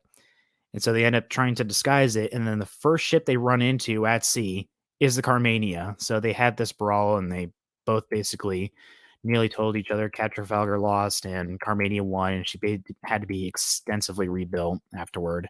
Just an interesting story. I'll cover it when I actually do some proper research and make a video on it. That's those two ships. And then you got to have one of the biggest maritime tragedies in history, the Capicona. She was stuck off of Britain with two other ships. They were operating as basically concentration camps and prisoner of war ships. And I think it was 3 days after Hitler's suicide and a day before Germany officially surrendered, the ships were found and sunk by the Allies. And about 5,000 people were lost on just the Capicona. That's what the records are saying. There's various estimates out there, and then the other ship, everyone was able to get off, and then the third ship, I think there was about 2,000 people that were lost. So in total, about 7,000 people were lost in the whole event, and about 5,000 of them were on the Capricorna. All right, now we're gonna get into some more of the classical ones. So we've got SS Kaiser Wilhelm the Große. Came out in 1897 and really changed the game from having mainly a Britain dominated ocean liner market. Really slapped the British in their faces, capturing the Blue Ribbon so easily. And they're building, four stackers now. How could the Germans, you know, a, a just recently united nation that's so new and can't figure out themselves, beat the British in something? It really changed the game. And I think was one of the first truly modern ocean liners, and it was certainly one of the ones that kicked off that first race initially. just before the 1900s occurred. Then we've got Hauppauge's version of it, the Hamburg American line. This was their answer to the Four Flyers. The SS Deutschland came out in 1900, and again, it was their response. But it was plagued with so many engine issues, and she was out of service by 1925. Then we've got another Bremen, also of the Norddeutscher Lloyd. Her story is interesting. So she was one of the first ships to pass the wreck site of the Titanic, and actually, one of the photographs of the potential iceberg came from a passenger aboard this ship. They were gonna try and stop for bodies, but then they heard that White Star had already chartered ships to pick up the bodies, and so they just carried on their way. Yeah, one of the passengers, I don't remember which photograph it is or which iceberg it is, but one of the potential iceberg candidates was photographed by a passenger on board this ship. All right, now we've got Postnom. This was really Holland American Line's first truly public ship. I shouldn't say public ship. It was one that really brought them more to a more familiar, having a more familiar. Gosh, I don't even know where I'm going with this. It just made Holland American Line a more household name. It was their first truly good ship. I don't really have any more information on that. That's really all I remember on it. All right, then we've got the Pasteur. This ship, it's another one of those really strange ships, and the reason I'm including on there is just that funnel. This angle isn't particularly good, but from more of the side profiles, it really gives you an idea of how massive that funnel is. It's so funny. Um, it was operated by a French company. I don't remember the name of it, but it was basically she was mainly going to Central and South American ports, and she was built to replace the L'Antique. That's a more familiar ocean liner. Um, it was a man's replacement for that ship. Okay, so now we got the this one. My mind is fried right now. I'm not going to try and pronounce it, but this ship was an Allen Line ship. It was built in 1905, and it later was transferred to Canadian Pacific. That's where it received this name, and she was scrapped in the 50s. Then we've got the Albertic. This was a war reparation. It was formerly from an NDL ship, a Norddeutscher Lloyd ship. It was going to be named the München, I believe.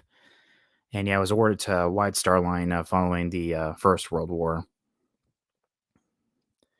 Then we've got the Albert Ballon. This is a Hapag ship, and they named it in memory of the person who really was the brainchild behind the company that made it grow so much and brought forth some of the most spectacular ocean liners in history, namely the Ballon Trio, Imperator, Vaterland, Bismarck. Yeah, so he ended up committing suicide after the First World War, and this ship is named in honor of him. And this one was around for a while. I think it came out in 1923 and was sunk near the end of the Second World War, and then the Soviets refloated it, rebuilt it, and I want to say it was an immigrant or cargo ship until about the 80s. So yeah, it was around for a while. All right, and then we got this one again. I'm not even going to try and pronounce these right now. Another Norddeutscher Lloyd ship.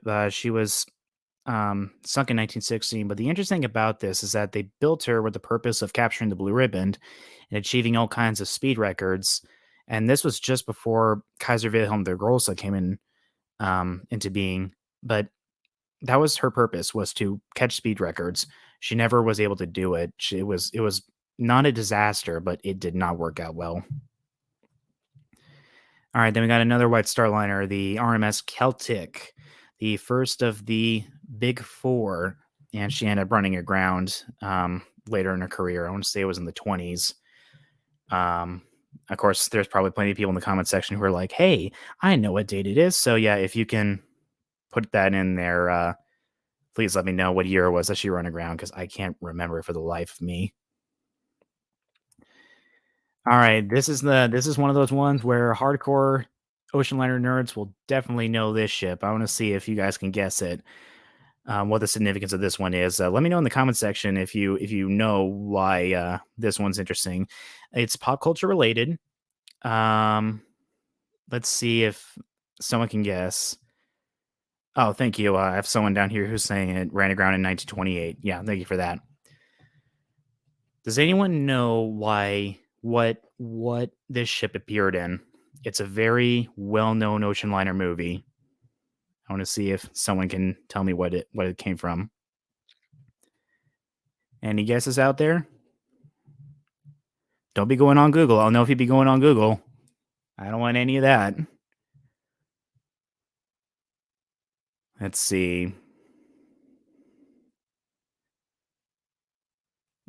Ship boy says I don't know. Let's see. I'll give it a few more seconds to see if someone can get it. Gosh. But anyways, yeah, the only reason this ship is in here is because of being in that movie. The rest of the history I actually do not know about, but I thought it'd be interesting. All right, I don't see anyone yet, so I'll just go and give it away. So this ship was in A Night to Remember. So half the sinking scenes, especially when the lifeboats are being lowered and you see the hull, and you're like, "Well, that looks nothing like Titanic."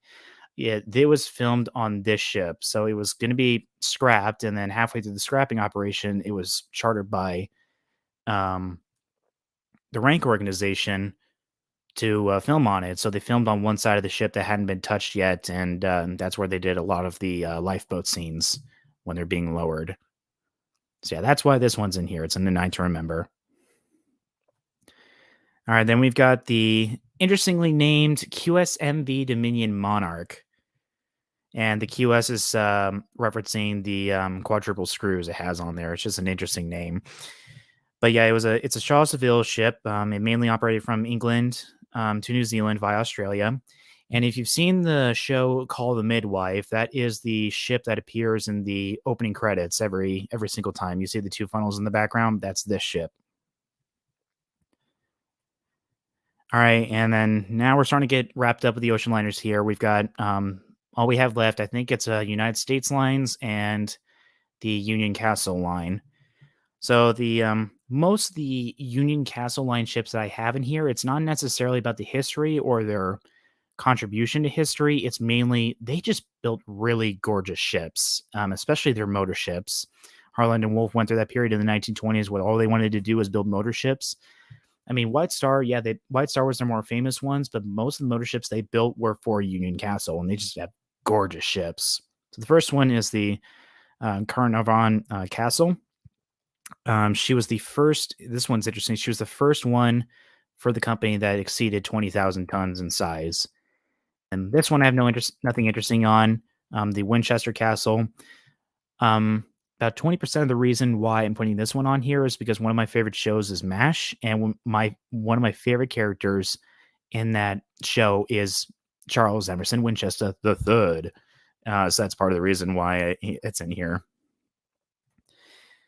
Then we have the Arundo Castle, and I will be building her um, in this configuration. So yeah, she was one of the four-funneled ocean liners when she first started into service, and then afterwards she was rebuilt to have this a more sleek and modern look. So I will be building this in this version. And then in contrast to that, I will also be building her sister, the Windsor Castle. This was the original form. Again, the four funnels. These two are the only four funneled ocean liners that did not serve on the North Atlantic. Union Castle ran between England and South Africa, and sometimes to Europe or to Australia, excuse me, but mainly Africa to England with various stops along the way. Then we got the Althone Castle. Let's see. She came in the 1930s. She was one of the first more yacht-like motor vessels, not the, square superstructure with the two short, stocky funnels. This was the one that kind of brought the more yacht-like look into fruition, and she was around till the mid 60s. Then we have Edinburgh Castle, and surprisingly, this one if you look at it on its face, it really looks like it takes a lot of design cues from, say, the Oceanic that came out in 1899 and White Star, but this one wasn't built until 1948. So, yeah, this It's interesting. Doesn't really follow the trend that often. All right. So next we got the Pendennis Castle. She was one of the more famous post-war Union Castle ships. She came out in '59, and she was around for I think about 20 years. We have the Transvaal Castle, and for those of you who have seen the MS Tropical video, the first purpose-built Carnival cruise ship, you'll recognize this name because Carnival's third ship was originally RMS Transvaal Castle, and she was ended up being converted to Festival. So that's the main reason. So I won't be building Festival. I'll be building Transvaal Castle, that form, when she was with Union Castle. Then we've got the Durban Castle.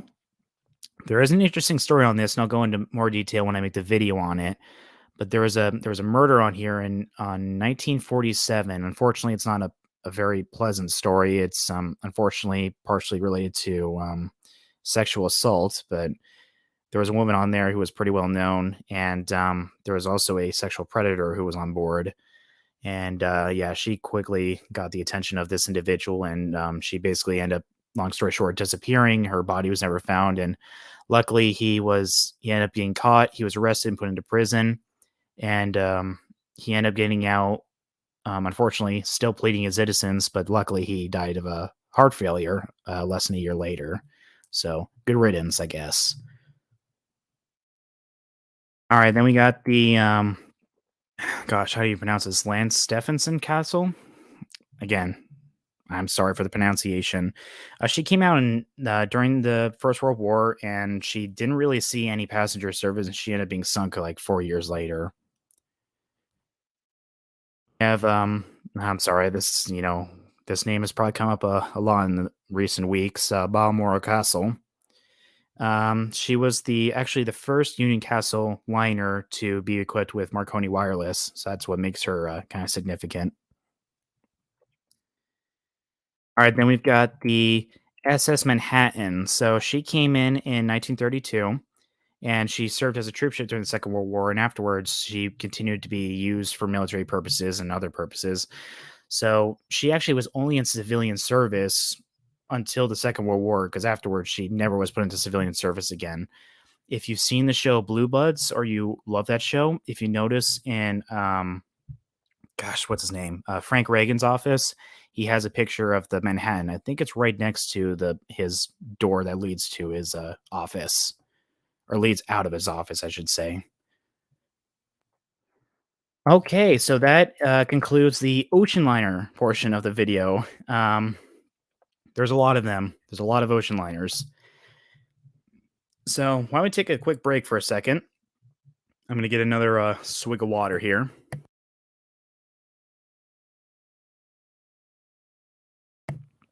All right. I'm just going to go through the comment section real quickly, see what you guys are saying. Let's see if I missed anything because I've been going through this presentation. Yep, so I saw Mr. Memes, you are here. Let's see. Why the redos? Todd Nielsen, why the redos? So part of the reason I'm thinking about doing the redos is because I know these ships are quite popular, and there's usually two reasons. First, it's because I'm not happy with the quality of the workmanship, the build itself, and oftentimes this is the second reason these ships bring in a lot of views. So my Lusitania video, if I remember correctly, it's my second or third most popular video.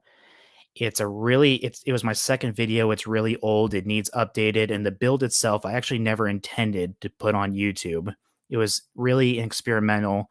Okay, how do I play with the sizes and get the proportions right? And the colors are just wrong all over. So that's why, let's say in Lusitania's case, I'm redoing it. It's really old. Build wasn't good, and it's one of my most popular videos. So that's why I'm mainly doing the redos. Let's see what else we got. Shipboy really loves the fact that we're doing the Celtic. I'm glad. Yep, and I saw the comment that she ran aground 1928. Thank you for that. Let's see. Can you do the SS Southern Cross? Yeah. So if you tune in earlier to the live stream, you will see that Southern Cross is in the on the list. It was just earlier, so you may have missed it. Um, gosh, dang, how many Castle Line ships are there on this list? Quite a few. I really love Union Castle Line ships. I really love the look of them. And looks like someone. Gosh, how do you say your name? Is it Caldron? He really likes the fact that the SS Manhattan is on there, so I'm glad you are um that's it. You're going to be hopefully excited to see that one. I'm actually pretty excited to do that one too. And I will be doing the version where she's got the really short funnels, not the taller ones. I actually kind of like it with the shorter funnels. Okay. Any other comments on here? I'm going to go ahead and move on to the cruise ship section in just a second here. But anyone got any comments? Send them in. I'm looking at it right now.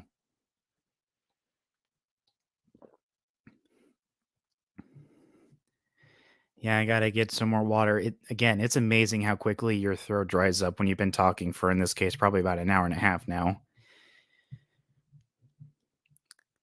Let's see. So Caldron says, "Hey, I'm new here. So what happens after you to the ships after you record?" Yeah, so that's actually I should have discussed that earlier. Another common question. So after I build these ships, I usually keep them up for anywhere between a few weeks to I think the longest I kept one up is 2 or 3 months. And afterwards, I'll take them down and I resort the pieces into the buckets I have. So I know there's a few people out there who think that I build these ships, put them somewhere, buy a whole load of new bricks, and keep building these things. And that's somewhere there's all these ships sitting. I really wish I could say that. It breaks my heart almost all the time that I have to take these ships down because oftentimes I really love seeing them.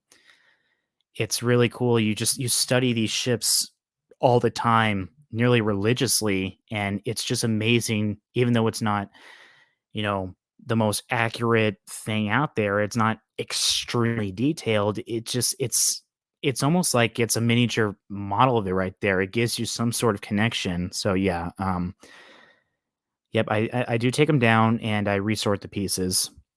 So actually, the Independence of the Seas video, that was last video I did.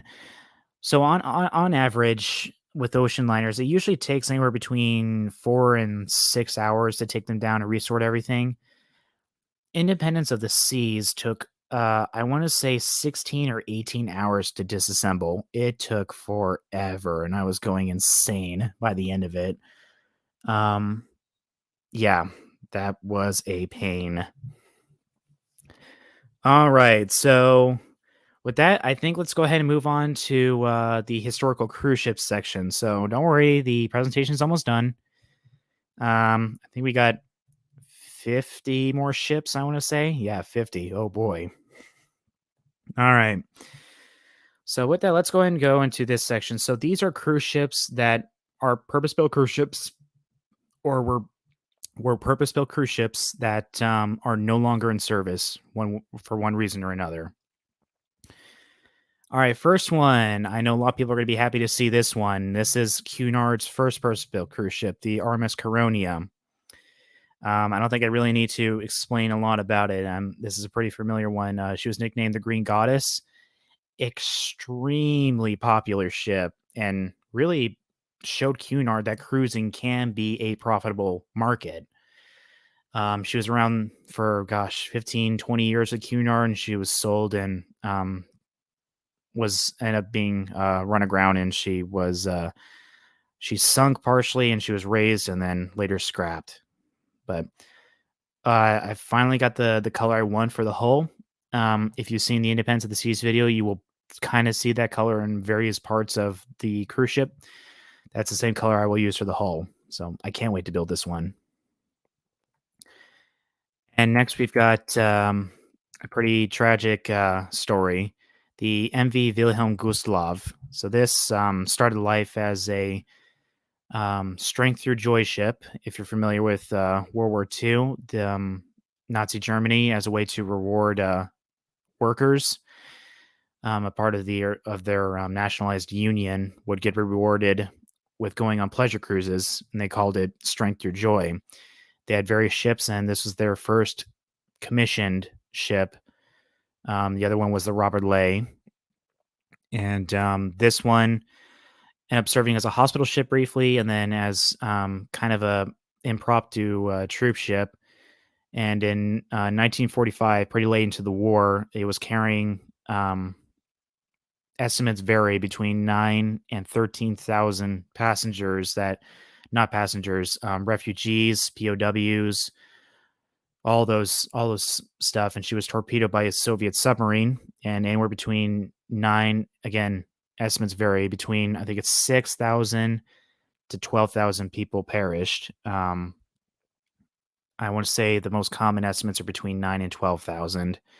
But because of that, that is the greatest single loss of life at sea in recorded history. It was a very tragic story. I want to say the Soviet submarine. I want to say three torpedoes hit her. One on the bow, one in the center, one towards the engine room. I don't know a lot about the sinking, but yeah, that it's a pretty tragic story. But yeah, that ship will be on the list. Right now, moving to a little bit more happier stuff. This is the MS Song of Norway. This is Royal Caribbean's first cruise ship. It also happens to be their first purpose-built cruise ship. Yeah, it's the one that kickstarted the company. In my opinion, this is the only reason I'm putting this one in there. It's more for notoriety. I personally am not a fan of the look at all. But yeah, the only reason I'm putting it in here is the notoriety. It's their first ship. I gotta put it in there. All right, then we're gonna do MS Sovereign of the Seas. This was really the cruise ship that elevated Royal Caribbean to being on top. It was the largest ship in the world, or the largest cruise ship in the world, I should say, when it entered service, and really changed a lot in terms of how people perceived cruise ships and what you could do. Its operation, it really changed the game, and it's one of their most innovative ships. So yeah, this one, it probably won't be on the channel for quite a while because there's still one color. I'm trying to figure out what color I want to use for the decks. It's kind of like a teal greenish color. It's not enough for me to use a color I currently have, so this one probably won't be around for a while. And we got Mardi Gras. You have to include Mardi Gras, Carnival's first ship when they formed in 1972. It used to be a Canadian Pacific Ocean Liner. That's what it started out as. I want to say it was the Empress of Britain was the name of it originally, and then Carnival bought it and was named Mardi Gras. And then we've got what really changed the game for the cruise ship industry as a whole, or really showed that the cruise industry is really exploding, the Carnival Fantasy. So the reason these ships or the Carnival Fantasy is really important in that class was that when this came out, there were so many features on it that had not been seen before and didn't think was possible. The grand atrium that's in there, I think it's 6 stories tall. The decor in there, just completely unlike what was perceived to be a cruise ship or even possible on the seas with ocean liners. Really changed the game, and the way it showed that the cruise industry was really profitable is that 8 of these things were built. Same design, same class, 8 of them. No shipping company in history has had the financial means and the confidence to build 8 ships like that. Just insane.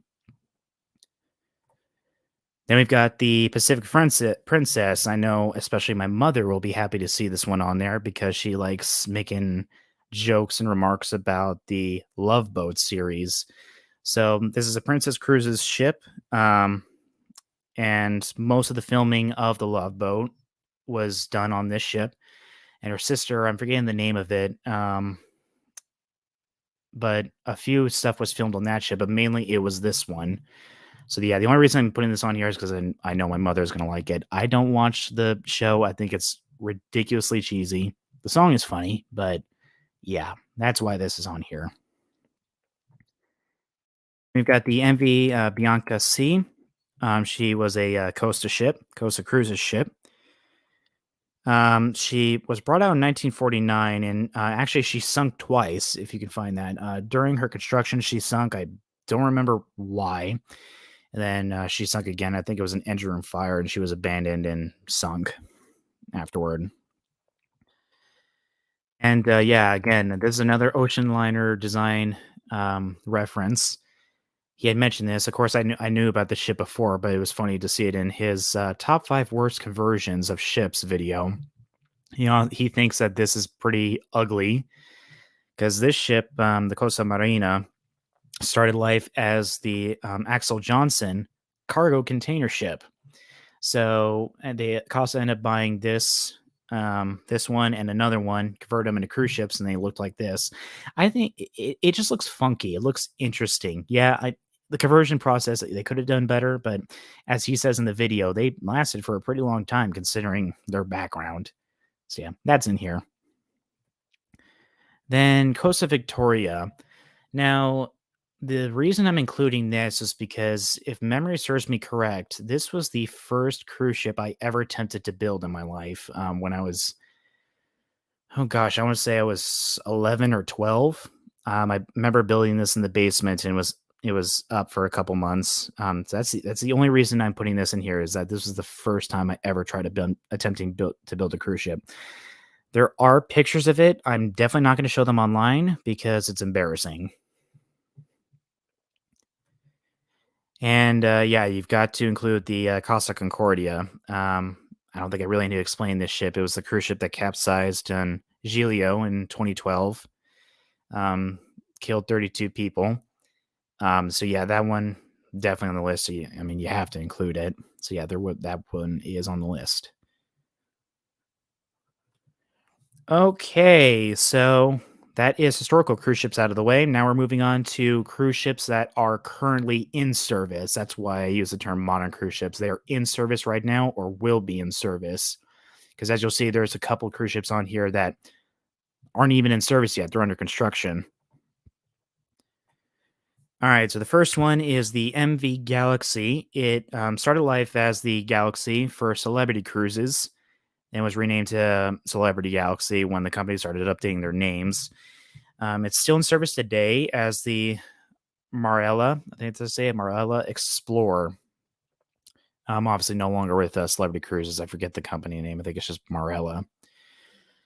So yeah, I know there's someone in the stream right now who will know what I'm talking about because they know me. When I was 5 or 6 or 7, yeah, 7 or 8 actually, when we first moved to where I currently now live, our public library had a couple of cruise ship books in it, and one of them was basically an encyclopedia of all the cruise ships that were currently in service, their stats and history and features. And in it, it included a profile picture that this one person did sketches of all these ships. And I remember always flipping to the celebrity section because of the funnel. It was so striking with the black funnel with the X in the center. Is oh, I loved it. So this was one of the ones I always looked at. So the main reason that this is in here is because I just remember looking through that, especially in elementary and middle school, just always go into those pages and being like, ah, so gorgeous. Yeah, I'm sure it drove my teachers nuts. All right, and this is a very special cruise ship for me, Odyssey of the Seas. So originally, when I was putting together what cruise ships I want to build, I was originally going to do Quantum of the Seas, and yeah, gosh, what about that?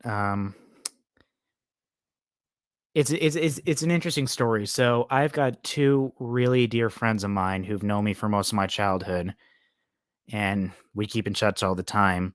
And one day we were in church, and they come to me and they say, "Hey, we're going on a cruise, and we would like you to come along."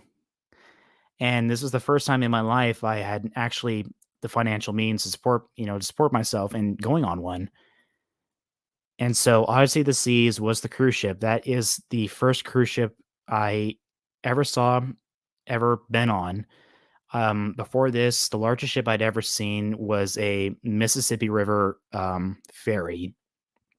So It was quite amazing, not only to be on a cruise ship and experience a cruise ship voyage, but to see all these other cruise ships around that I just been fascinated by for so long. Again, I know there's a lot of people in here that don't like cruise ships or especially the look of them, but I just I'll explain this later when you see other cruise ships, but when you compare them with ocean liners, yeah, they're not on the same level in terms of looks, but the engineering that has to go in these things is just insane. And the development and the construction process, it makes ocean liner construction look like nothing, to be honest. So yeah, if you compare these directly with ocean liners, yeah, I'd say ocean liners are definitely better looking. But cruise ships, they're just another thing, especially the more recent ones. I just think they're just gorgeous. But anyways, I'm getting sidetracked here. So yeah, Odyssey of the Seas, I will be building this one. It was the first cruise ship I ever went on. So yeah, special place in my heart. It was a fantastic cruise. All right, next one, MSC Meraviglia. She was the largest at the time. She was the largest European based and based cruise ship. Let's see, just MSC Cruises. I know some people have interesting views on MSC. Their services are kind of hit and miss, but I really like the look of their ships, especially the Meraviglia. Another one that's another MC ship. If there is an argument out there of cruise ships are just floating apartment blocks, I can see them making the argument for this. MSC Seaside, I personally really like the look of it. There's a lot of interesting features on it that kind of brought forth stuff that the cruise industry is now really trying to replicate, especially the wraparound promenade. This was one of the first ships to have it. Excuse me. Yeah, so I'm very interested in doing the Seaside. I remember this was one of the first cruise ships after I really started getting interested in them that I tracked the construction of. I was really excited to see this one come into fruition. And honestly, it's not this is just a rendering, but there's pictures of it now. The MSC World Europa. It's currently it just went on sea trials about a month ago, and it's just finishing up construction um, right now. I don't know what the status of it is right now. The last thing I checked, it was about a week ago. I'm gonna say they were doing all the lighting systems on it right now. So as far as I'm aware, that's what they're still doing. And obviously, they're still working on the interior. So yeah, this one is non-service yet. It will be in service in think about a month or two. I'm really excited for this one. All right, then we've got the Costa Smeralda. This is tied with the Costa Toscana as their largest ships in operation. It's an excellent class ship. Yeah, that's really all I can say about it. It's a pretty recent ship. I think it came out in 2019. Then the Costa Firenze. Um, with most of these ships, the main reason I'm building them is because of the look and the history. I don't know too much about the history on Costa ships. Um, yeah, I just really like the look of this one. Then next, I've got the Celebrity Solstice. So there's two really good friends of mine who invited me on the Odyssey cruise. They've been on this one, so I'll be building this mainly for them. Because yeah, they've seen a couple of my they saw Independence of the Seas when I had just completed it. They came to my house and looked at it. Yeah, so I'll be mainly building this for them. Other than that, that's there really isn't any other reason why it's on here. All right, then we've got one of Cunard's current cruise ships, the MS Queen Victoria. Um, if you remember my Carnival Pride video, I talk about the Spirit class ships. This is a hybrid Spirit class ship. It's mainly based off of that. It has the ability to cross through the Panama Canal and meets the Panamax requirements. But yeah, that this is their. I want to say it was their the current trio right now. I think it was you have Queen Mary 2, obviously the ocean liner. I think it was Queen Elizabeth next, and then Queen Victoria, or it was the other way around. And then now you've got the Queen Anne that's coming out in a few years. All right, Carnival Destiny, you have to include this one because of its significance in history. So, this ship was huge when it came out. I think again, don't quote me on it, but I'm pretty sure the Sovereign of the Seas was the biggest cruise ship before this one, and that one was about 80,000 tons. So then all of a sudden now you got a 100,000 ton ship. So it was the first cruise ship to pass ocean liners in size, and it was also the first passenger ship to pass 100,000 tons. I think this one was about 101,000 tons. It's currently in service right now as the Carnival Sunshine. It went through an extensive refit, and I think it was around 2013 or 2012. So yeah, it's got a bit of a different look and it's got a different name. But yeah, Carnival Destiny. They have Cosa Luminosa. This one, oh gosh, this one's actually in the history books right now. It's currently being converted to be the Carnival Luminosa. It recently went into dry dock and it had its name changed. Its hull has been repainted, and so is its funnel. I don't know if they're redoing any of the interiors, but now it's going to be used for cruising in Australia. They're not going to put the Carnival funnel on it, which is interesting. They're just repainting the funnel. So now that means that makes it the first Carnival ship to not have the iconic funnel, the whale's tail funnel that Joe Farkas created back with Tropical. Carnival Freedom doesn't count because that was the one that had the fire, and currently it's going to have the wing funnel soon. But just for the moment, they're just having it as what it is. All right, Carnival Magic. Now, originally I was going to do Carnival Breeze because I saw that on my Odyssey cruise. I got pretty good close up photos of it. So originally I was going to do Carnival Breeze. But actually, my boss and his wife is going on this ship in January, so I will be building this mainly for them. Then we've got Brilliance of the Seas. This is a Radiance class cruise ship for Royal Caribbean. And again, the only reason this is on here is because it was another one of those ships that I encountered on my Odyssey cruise. Got lots of good photos and videos of it. This is basically Royal Caribbean's answer to what Carnival was doing with the Spirit class, the ones that were capable of crossing through the Panama Canal and were just smaller. This was Royal Caribbean's answer to that. All right, then we've got the gorgeous, beautiful Wonder of the Seas. Currently, the largest passenger ship ever built, 238,000 tons, which is just unreal. The most recent Oasis class ship. And then now you've got Utopia of the Seas that's under construction in Saint Nazaire. Yeah, this will actually be my next cruise. I'm going on it in January. This coming January, we'll be leaving out of Port Canaveral. But I'd say this is the first cruise ship I actively tracked the construction of, like actively.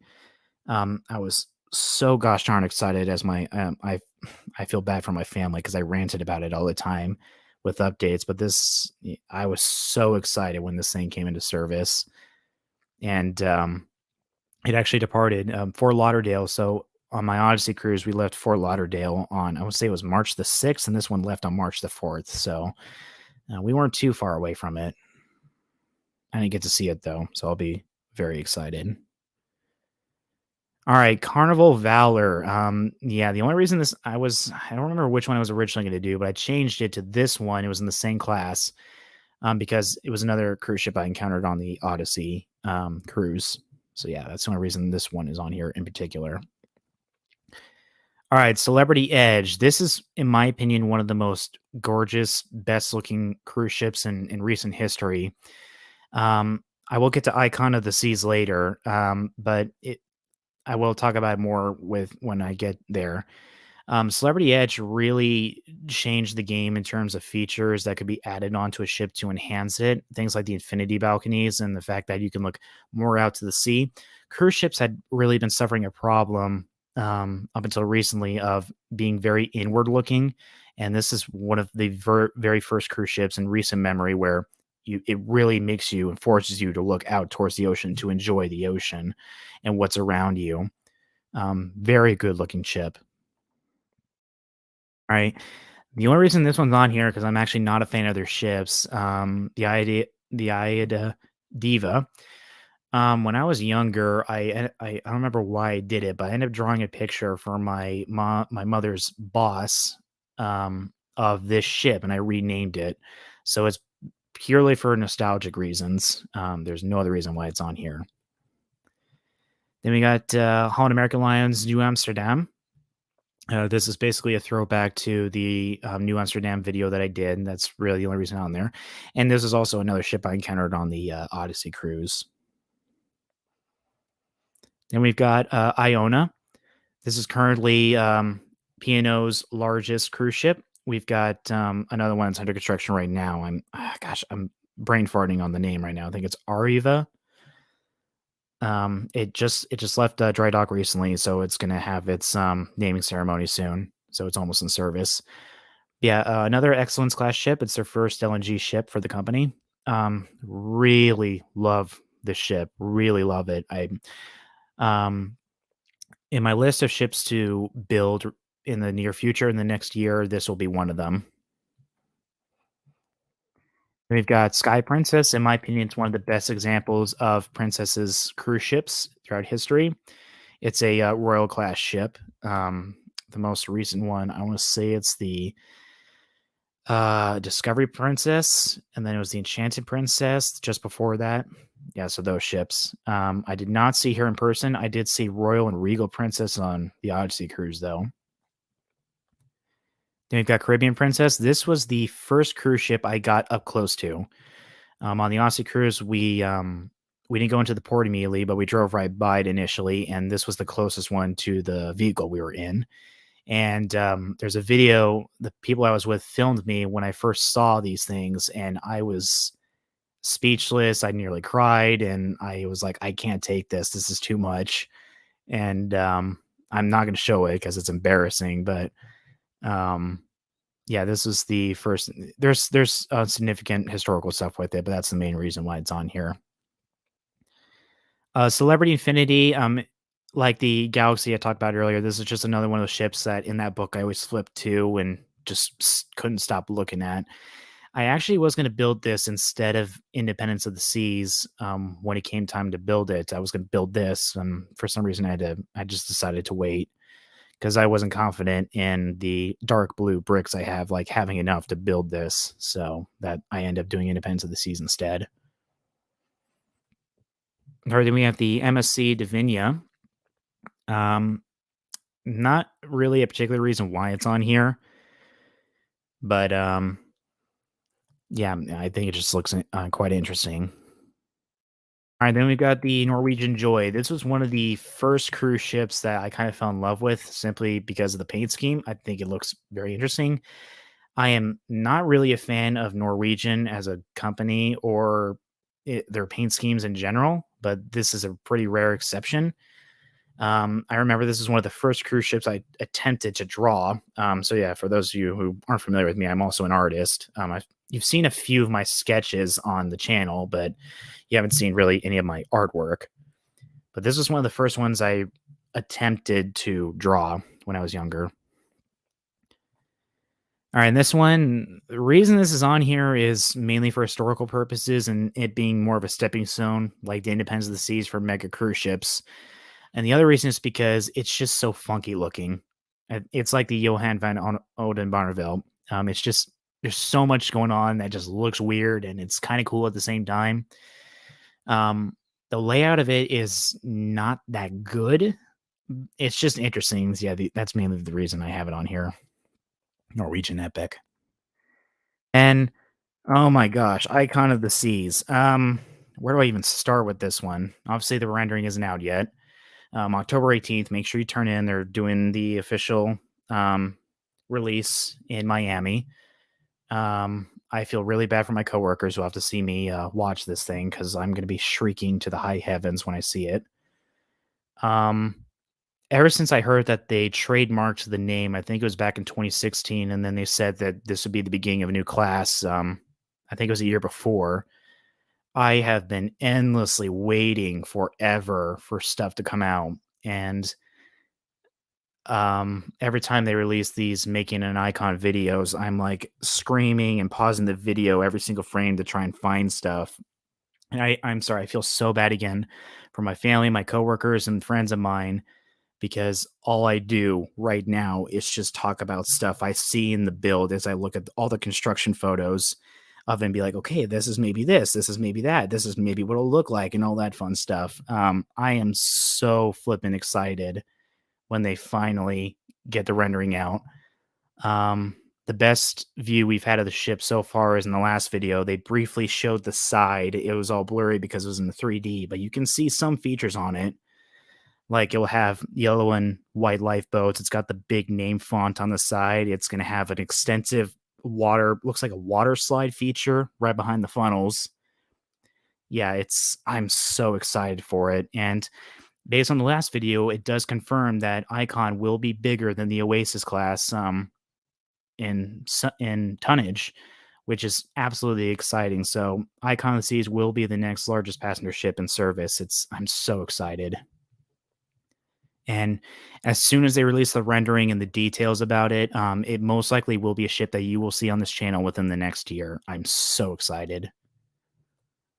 All right, then this one was revealed.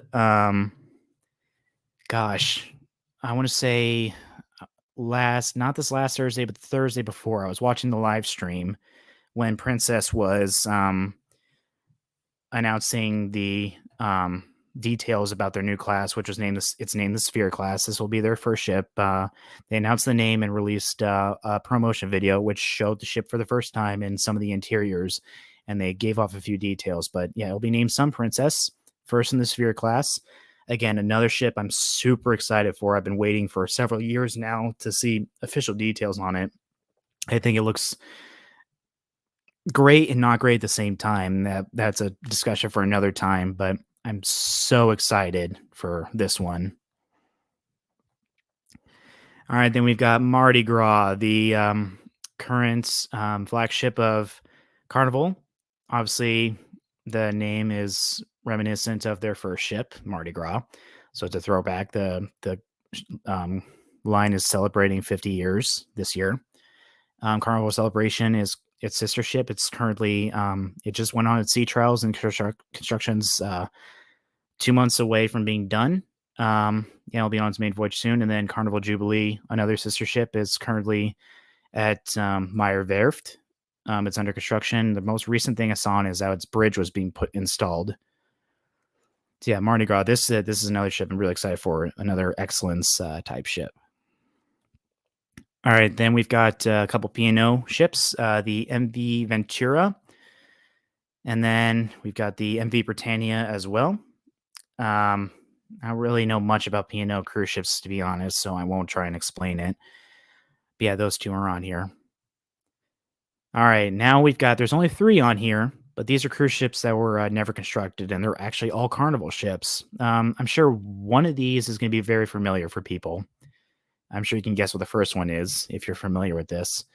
So the first one is going to be Carnival Project Pinnacle.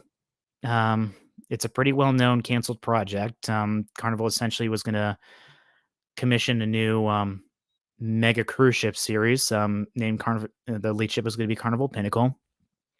And the main reason why this didn't happen was because the euro really jumped in it devalued quite a bit. So when they're doing the construction costs, when they're trying to figure that out, between the initial cost and then the final cost actually jumped, I think it was like 30 or 40%. And so that really pulled off the plug. But if that didn't happen, this was going to be a thing. There were going to be, I think they said there were going to be 4 of these.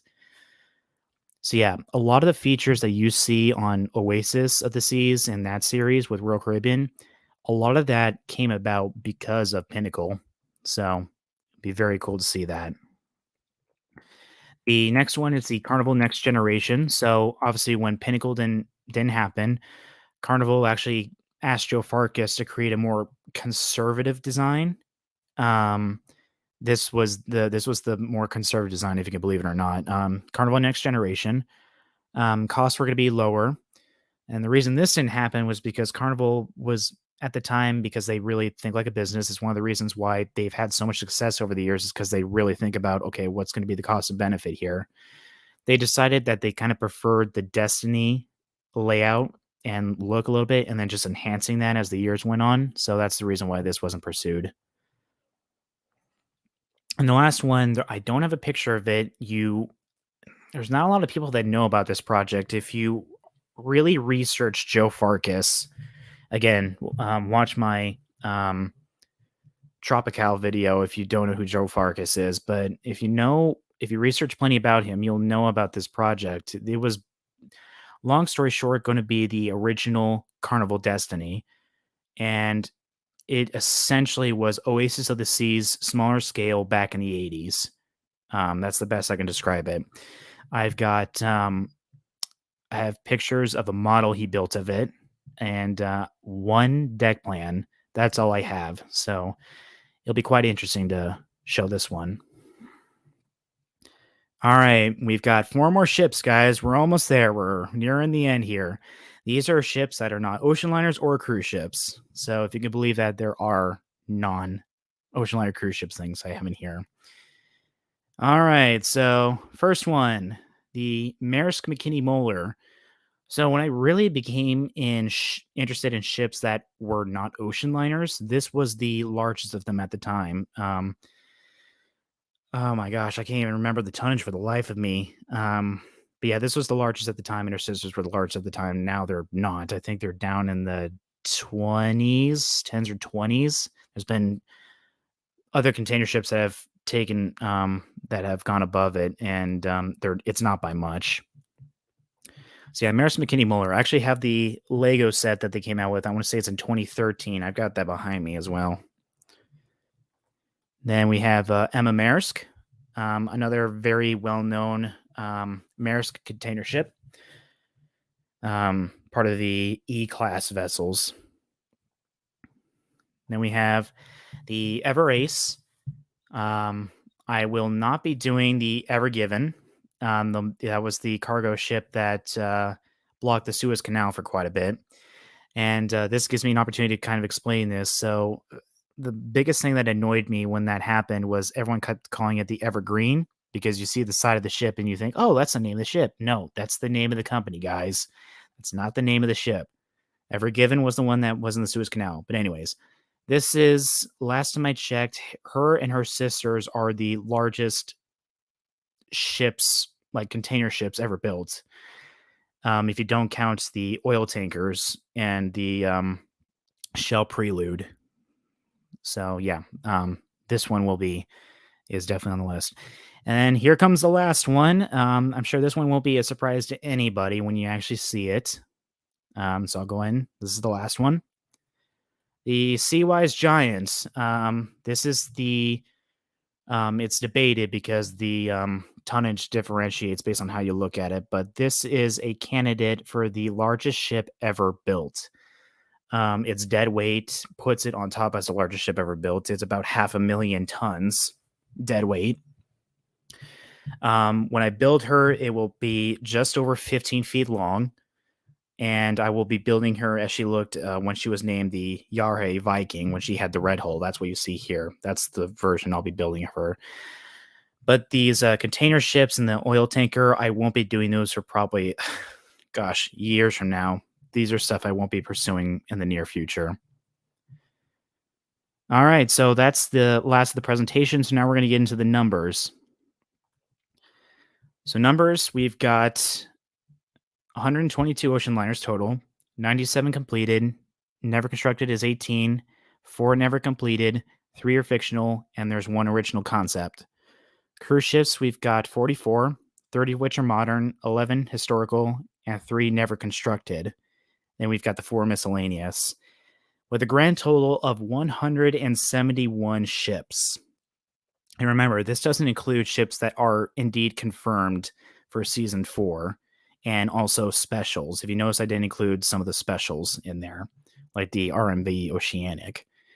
So the main reason why I wanted to show you this was to show what ships are on the list. But the second one is because I need to really, this is a way of telling you guys that I am happy to take requests. I am, again, more than happy to do that. And oftentimes they're already on the list, or I would be very interested, but it's going to be sometimes a very long time before you see these. So usually I'm able to average 1 ship a month. That's if I do ocean liners.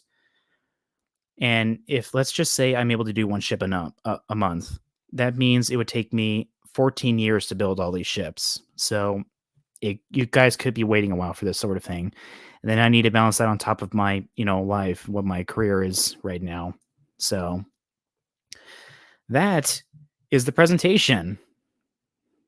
That was the main portion of the video, if you can believe it. There's still a few more things I wanted to discuss. So I'm going to go ahead and get out of this here. We're going to go ahead and go back to our main section here. And we'll go ahead and just take a break real quick. If you guys want to make any comments or have any questions, go ahead and do that now. And we're almost done with the stream here. Probably another 20, 30 minutes maximum. There's a few more things I want to do, so don't go away yet. So what I'm going to do here, so I said when we started this live stream that what we're going to be doing is teasing some upcoming videos and ships I've built. So yeah, go ahead and feel free to send some comments in if you have got any, or just send any questions in if you have them. I'd be happy to answer any of those. So, are you guys happy with the presentation? Are you happy with the ships on there? I certainly am excited. The thing that drives me nuts is that I just don't have enough free time to just build all these at once. Sometimes I'm trying to decide, I'm trying to decide like, oh, I've got 10 ships on the list. I want to build them all at the same time. It's like, it drives me nuts trying to decide which ship I want to do. All right. Michael Lewis. I'd love you to build Cunard's Queen Mary, Queen Elizabeth, Queen Victoria. I do have the Queen Victoria. I'm assuming you mean Queen Mary 2. Yeah, Queen Mary 2 is on the list. I will not be doing Queen Elizabeth because Queen Elizabeth and Queen Victoria are essentially the same ship in most ways. So for that, I will be doing Queen Victoria. But yeah, Queen Mary 2 is on the list. Pacific CY, what's the most liners you've built at once? I have built 3 at once, and you actually haven't seen any of them.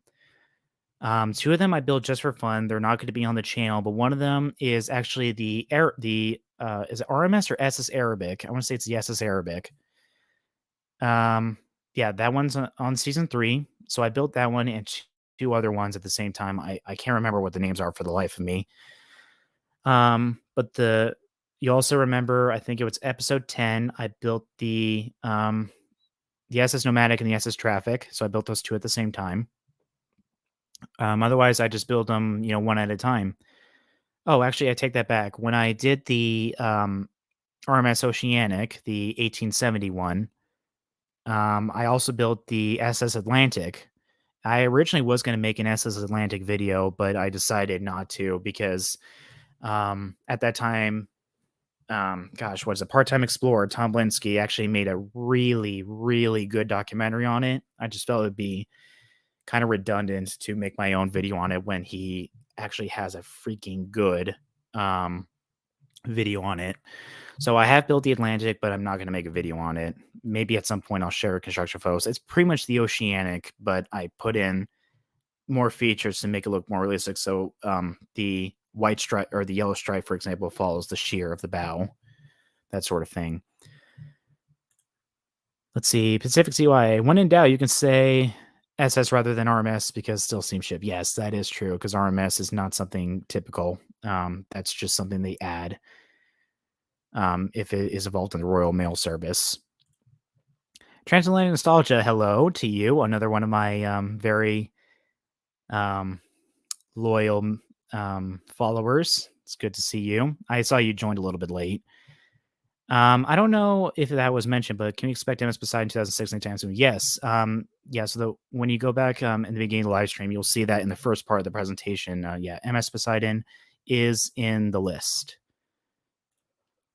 Could we see your Cunard's Queen Elizabeth? I'm assuming you're talking about Queen Mary's running mate and not the cruise ship. Yes. So I will be showing photos of ships I've built. Just partials though. Ships that are built that will be, having videos in the future. So yeah, you actually will get to see partially a photo of it. I'm assuming you're talking about the RMS Queen Elizabeth. Todd Nielsen, hello. Very good to see you. Very good. Thanks for the presentation. Yeah, wasn't a professional one, and actually went a lot longer than I thought it was going to be. Yeah, Michael Lewis. SS United States would be good in Lego. I have built SS United States, albeit it's a really old one. Gosh, when did I do that? Probably like what, June or July of 2020. Um, maybe very far in the future, I'll do a redo of it because I actually was not that happy with it. I think the hull was too small in height. I feel like I could do a little bit better on the superstructure. So I may do that as a redo in the future. But yeah, there is a SS United States video out there. All right. Well, if you guys are ready, I see we're at 2 hours and 35 minutes. I mean, albeit the first 15 minutes are no sound because I'm an idiot. Why don't we go ahead and, if you guys are ready, let's show you some sneak peeks of upcoming ships. All right. I'm going to go ahead and get this set up here. So when I show these photos, for those of you who are familiar with or just follow my channel, you've probably seen the season 3 trailer video, so you might know most of these ships. What I'm going to do is I'm going to bring these photos up, and I'm going to see if you guys can guess what ship it is. So I'll give you guys about 30 seconds each time, and we'll see if you guys can guess the ship that I've got showing. So all these are completed photos, but they don't show the whole ship. It'll show a section of it. So I'm going to see if you guys can guess what ship it is based on the photo. All right, so if you guys are ready, I'm going to go ahead and bring up the first one here. Let's see if we'll get this out of here real quick. Okay.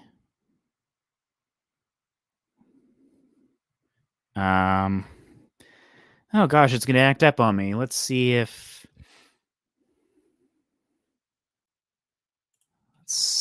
oh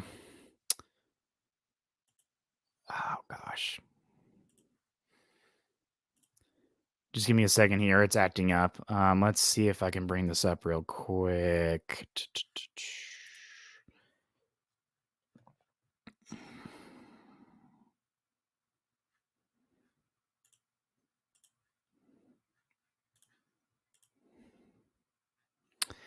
Oh, it's actually not going to let me. That's interesting. Hold on. Let me try and improv this. So, let's see. 1, 2, 3, 4, 5, 6, 7, 8, 9. So right now I've got 10 ships that are built right now that do not have videos yet. And then I've got another one that's being built right now. Let's see if gosh, why will it not?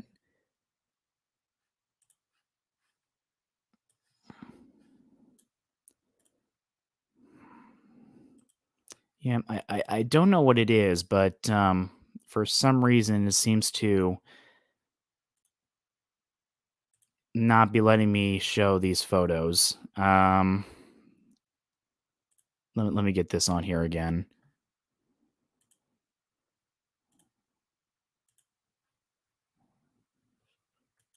Let's see.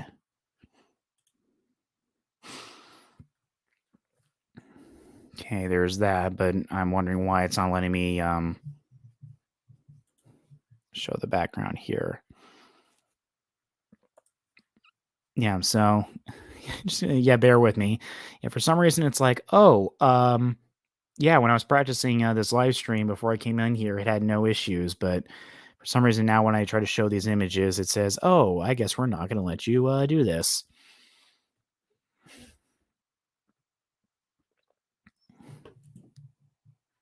Let's see if this works. Let's see, show. All right, so the only way I'm going to be able to do this, so what I'm going to do is I'm going to cut out for a second, and I'm going to briefly show the photo, and then I'll come back in So let me try this real quick.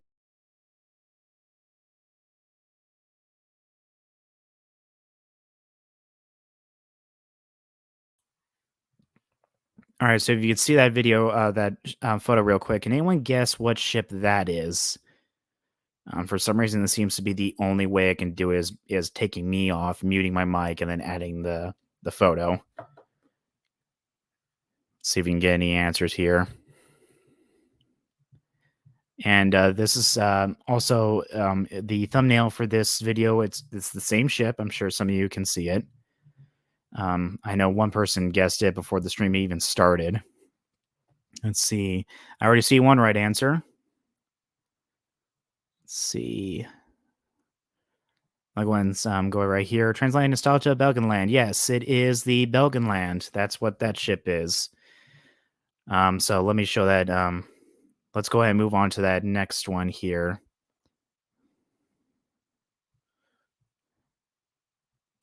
So I'll get out here real quick. I'll go and show the second image.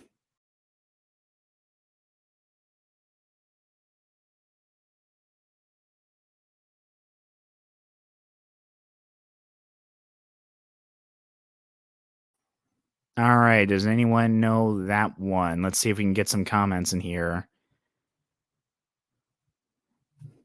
Let's see if we got anyone who says, "Hey, I know what that is." And of course, when I will be archiving this video afterwards, so if you want to, you can pause that real quick and be able to guess. I think what I might do is just show all the photos real quick and then explain each one in order. So, okay. So let me try this. So what I'm going to do is I'm going to show each photo, and then when I come back on, I will talk about each one in order as you see them. So yeah, that one I showed you. I haven't seen anyone yet. That one is the Arabic, the White Star Liner.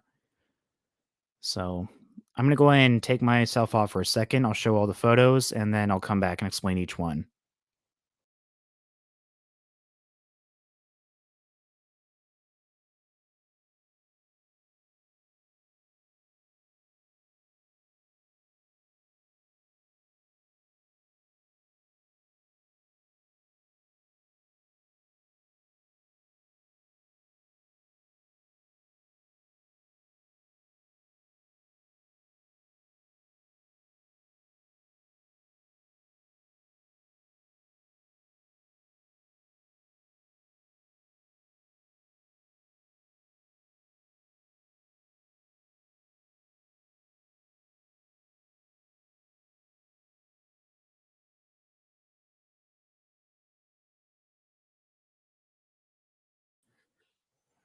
All right. I know that wasn't long, and it doesn't allow me to really allow you to look at it while I'm talking about it, but for some reason it doesn't seem to want me to add these photos.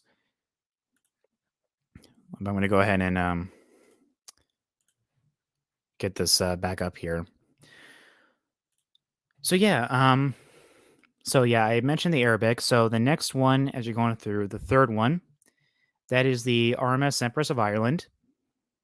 The fourth one is the SS Duiho. The one after that, the RMS Queen Elizabeth, the ocean liner.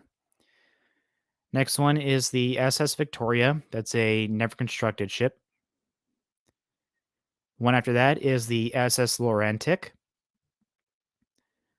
One after that is actually a part of the one of the specials. It's the earliest known design concept of the RMMV Oceanic, or what would become the RMMV Oceanic, when it looked like essentially a modernized Olympic class. And then the last one you saw is the um oh gosh, I'm actually forgetting it now. Hold on a second. I'm actually forgetting the name. How could I do such a thing? I forgot a name. Um Gosh, I'm having a brain fart here.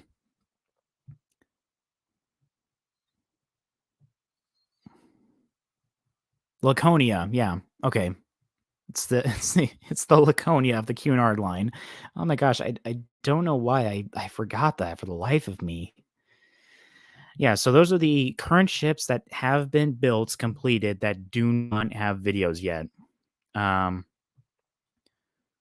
so yeah, let's see.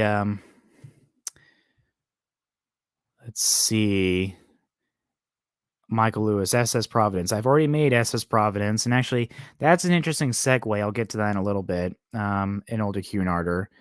Was that the Carpathia? I have already built Carpathia. You can check that video out. It's an older one. Or Mauritania too. Actually, yeah, that's funny. Queen Elizabeth is in many ways just an enlarged Mauritania too. Queen Elizabeth too. I haven't done that one, but I will be doing that soon. Transatlantic Nostalgia. I have already done SS Rex. I'm sure you've seen that one. Let's see. I love Todd Nielsen's comment over here. He said, "A test just fail me now." Oh boy. All right. So yeah, those are the current ones that those are teases of ones I've built but don't have videos yet. Yeah, but the segue I was getting into real quick. So the SS Providence, while we're here. So since I made the video on Providence, the Unbuilt American liner, I've actually discovered a lot more information on it.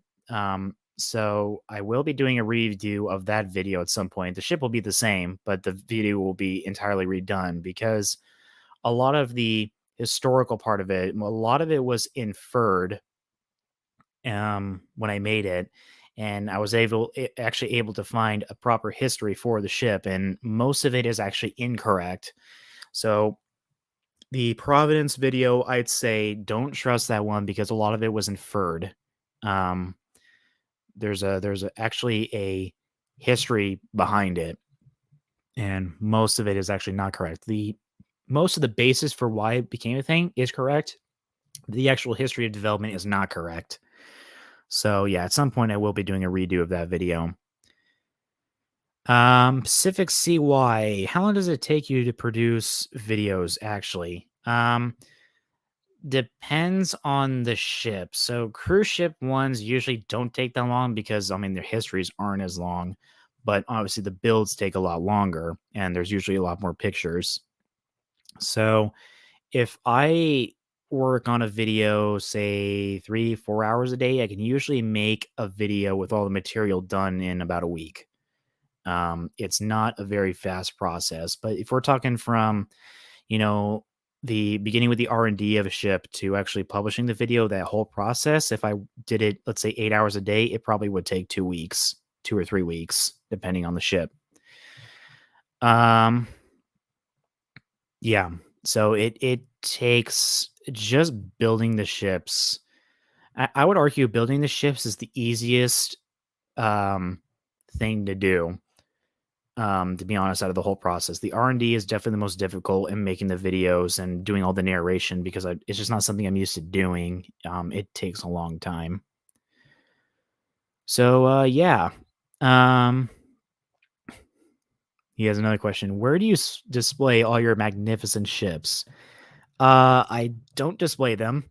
They usually sit in the same spot after I build them or take the final photos or wherever I build the ships. That's usually where they sit for a couple weeks or a month or something.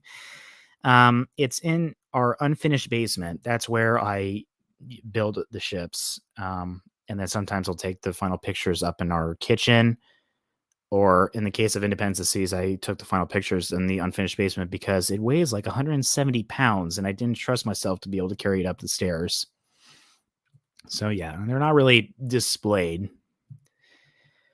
All right. So I think, yeah, we're nearing nearly 3 hours here. So we're going to start to wrap this up here. Just go ahead and answer a few more, send in your last comments here. I'm actually going to go ahead and show you what the next episode is. It is in the works right now. Um, I have no idea when it's going to be released because sometimes I've got days where I'm wide open and some other days I'm completely, or I should say weeks, I'm just completely floored with things to do. Yeah, I've got an image here of what the next um, episode will be. And I'm sure most of you will be happy when you hear me say that it's not a cruise ship, it's an ocean liner that will be next. So let me get that on real quick.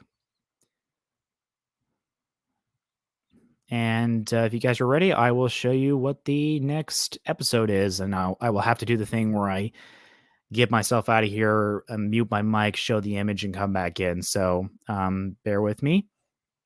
And here comes your tease for the next episode.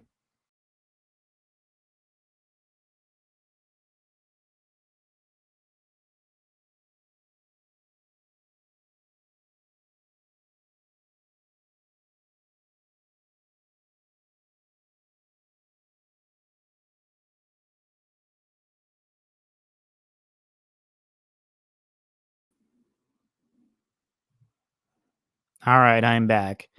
So, yep, the next episode will be the SS Duihio. I just started making the video, so assuming I'm able to get some decent time on it, it should be done probably by next week or the week after. Again, my my schedule is so unpredictable. So yeah, this is something that it's kind of personal, but I think it'll help you guys out with figuring out why my schedule is so random. So I'm actually in real life, I'm a pilot and slash I'm a pilot in training. I've got several licenses right now, but I'm still in training to do things like fly jets and have a proper job. So right now I don't hold a job as a pilot, but I do several side stuff as pilots, and I'm obviously still doing my training. It's a very, very long, expensive process. But the reason why my schedule is so random and why I can't have a set schedule is because some weeks I'm just doing so much training and research and studying, and some other weeks I'm not. It just depends usually on the weather. I will say right now, though, that I'm going to be entering a period where my training is going to be very accelerated. So I won't have as much time to devote on this channel and building ships um, than I'm used to. Let's see some comments here. Have I built a Titanic? And if we're talking my whole life, yes. Have I made one that's channel worthy? No. The reason why I've avoided Titanic is because it's such a heavily researched and covered topic. That doesn't mean it's bad, but if I make a video, I just don't know how I would make the video because I wouldn't make it the normal way I would because Titanic is obviously a very, like with many other people, a personal. We each have our own personal relationship with Titanic and her story. I just don't know how I would go about making that video. And I guarantee you about half the comments of people who see the video are going to be like, why doesn't it look like this? This railing is too far forward, or the promenade should look like this, and all that fun stuff. I don't want to deal with that right now.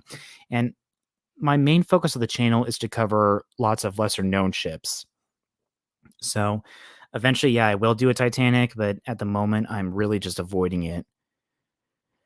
What if you made the Pinot Chusan? Yeah, so Chusan, so I did consider building Chusan and adding it to the list, but the reason I'm not for the moment, of course, I should say this presentation that I made, it is subject to change. I mean, just in the last 10 days, I've added like 15 ships to it.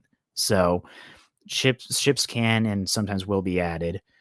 Um, I've got plenty of in my mind, I've got plenty of P&O post World War II ships like the Arcadia, which is pretty much a near identical running mate to Chusan. Also, since you're going to be a pilot, what aircraft have you flown so far? So I'll just say aircraft I've been able to log time in. So obviously, I've had time in Cessna 172. It's that's the training I do most of my stuff in. I also have time in Cessna 182. I think it's an H model. A Piper 28, which is known as a Cherokee. Let's see. I also have time in a Pilatus PC-12 NG. That's the biggest thing I have time in. I occasionally fly right seat So where I work, there's a company that owns two Pilateses, a PC-12 and a PC-24, and occasionally I'll sit right seat in the PC-12 and get some training and experience in that using things like cockpit resource management, having two pilots, one flies and one handles all the radios and all that fun stuff. So yeah, and I also have time in a Stenson L5, so that's some tail wheel time. Yeah, so I think those are all the aircraft I have time in, but I have flown several others that I was not able to log time in for various reasons. If you made a Titanic, or if you made Titanic, what if you make the wreck instead of the normal ship? Yeah, you're actually not the first person to comment that. Gosh, it would be very interesting. Would I do it? What would she look like right after she sank, or would I do it like how she was discovered in 1985? Would I do it as she looked now? I don't know. I just don't know if it's something I have considered, but I just don't know yet. Let's see. Would you ever consider doing a tugboats? At the moment, probably not. Because again, if you look at my, you know, presentation, you got 171 ships. If I build one a month, that's 14 years of work. Um, so I don't know. Maybe in the future, but probably not now. Uh, Transatlantic nostalgia. I would just get the Titanic out of the way. Also, there will always be people who criticize accuracy, so don't let it get to you. A lot of those people wouldn't be able to do what you do. Yeah, I don't know. Again, I agree with you, but I go back to what I said earlier. I'm just trying to do lesser known ships, and with Titanic because of how personal it is with me, it would just take a lot longer, and it's just something I don't really want to break open right now, if that makes sense. But yeah, that I thank you for that statement. Yeah, that's pretty considerate. So thank you. All right, so we're nearing 3 hours here. So let's go ahead and try and wrap this up in about 5 minutes. So if you have anything you'd just like to throw out last minute here, I guess now would be the chance. So if you have any closing remarks you'd like me to answer, or just any final questions, yeah, go ahead and pop those in. Otherwise, we'll go ahead and say our goodbyes in just a little bit. So I've really enjoyed this. Albeit the beginning was very interesting. So yeah, when this thing gets archived, the first like 10 or 15 minutes of the video are going to be nothing, just me trying to figure this out. And yeah, thank you for joining in. It's always good to see some familiar faces, especially Translate Nostalgia and Mr. Memes. Um, Gosh, yeah, it's been a journey. Of course, my video hasn't really taken off yet, but I sure hope that as I try to make these videos more professional and more serious, and I'm adding the narration and making everything look nicer. Um, yeah, I hope that helps grow the channel. And I figured a live stream would be good to kind of answer some common questions, show you what's up ahead for the channel. Of course, I made the logo update probably about a month or two ago. So that was part of the revamping. So yeah, I sure hope you guys enjoyed this live stream and got an idea of what goes on behind the scenes a little bit, if it's not truly behind the scenes and what my thought process is. And yeah, just see what ships are in store. Yeah, any last things. Michael Lewis says he can't wait to see Queen Mary 2. Yeah, I'm very excited to see Queen Mary 2. Um, yeah, I guess one thing I can show you right now, I actually didn't show it earlier. So the thing I'm currently working on right now, so the ship I'm building right now is actually Oasis of the Seas. So that ship is another it's very personal to me because it's the cruise ship that got me involved and interested in cruise ships. And on my Odyssey cruise, I remember I was standing out on the bridge wing looking at it was Celebrity Apex in the distance. I was looking at her. We were coming into the port. It was like 6 in the morning, so it's dark. And I just happened to turn around, and all of a sudden, there she's sitting there as Oasis of the Seas, and I nearly fainted. I mean, people who don't like cruise ships, I know you're gonna laugh at that. Um, but I was glad no one was near me because I was like, I couldn't take it. I was just so flabbergasted. Just I turn around and there she is, just Oasis of the Seas. It just, you have those childhood heroes. Obviously, Titanic for many is one. Titanic is a childhood hero of mine, and with cruise ships, Oasis of the Seas is one of my biggest childhood heroes. So, have you ever heard of or seen Tugs? I've heard of it. I haven't seen it. Um, yeah, I've never checked it out, but yeah, I have heard of it. One more question. Is there a reason why you put a knife on the table in your videos? Yes. I'm not going to explain the reason because it's an inside joke with my mother. I don't remember when it started, but it my mother and I basically joked around about it. And one time I didn't do it, and she kind of was like, "Hey, where's the knife?" And I just put it in there ever since. But if you notice, I don't do it in the cruise ship videos. It's only in the ocean liner videos. Yes, I won't say the exact reason. It's an inside joke. That's what I'll tell you. It's funny. So real quickly, I'll show you the most recent photo of the Oasis of the Seas right now that's in progress. So I'll show you that real quick. Just give me a second here. I'll pull the image up.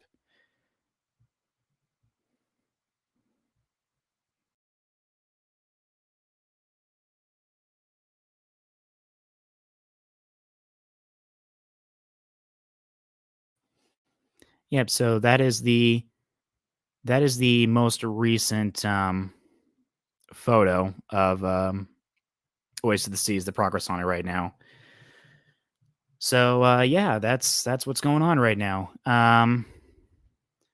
So yeah, any last minute things that people want to get out there? If not, I think we're gonna go ahead and wrap this live stream up. It's been 3 hours. That's honestly way longer than I was expecting it to be. I was expecting this to maybe be an hour and a half or 2 hours at maximum, but because the presentation lasted a lot longer than I thought. So yeah, if no one has anything else, I think now is a really good time to wrap this up. So yeah, again, I really enjoyed doing this. Um, this was mainly an experiment, and obviously at first it was pretty troublesome. I apologize about that, but if we do live streams in the future, which yeah, there will be live streams in the future. Um, well, it will hopefully start off a little bit better. So yeah, thank you very much for joining me, and yeah, I sure hope that we can do more of these in the future, and maybe have more audience. There's more questions, and you guys can kind of bounce off each other a little bit more. But yeah, thank you for all your input, your questions. I sure hope I answered a few of them. And yeah, hopefully that gets you excited for what's coming in the future. So thank you very much for joining in. And this is the Brick Executive signing off. See you guys.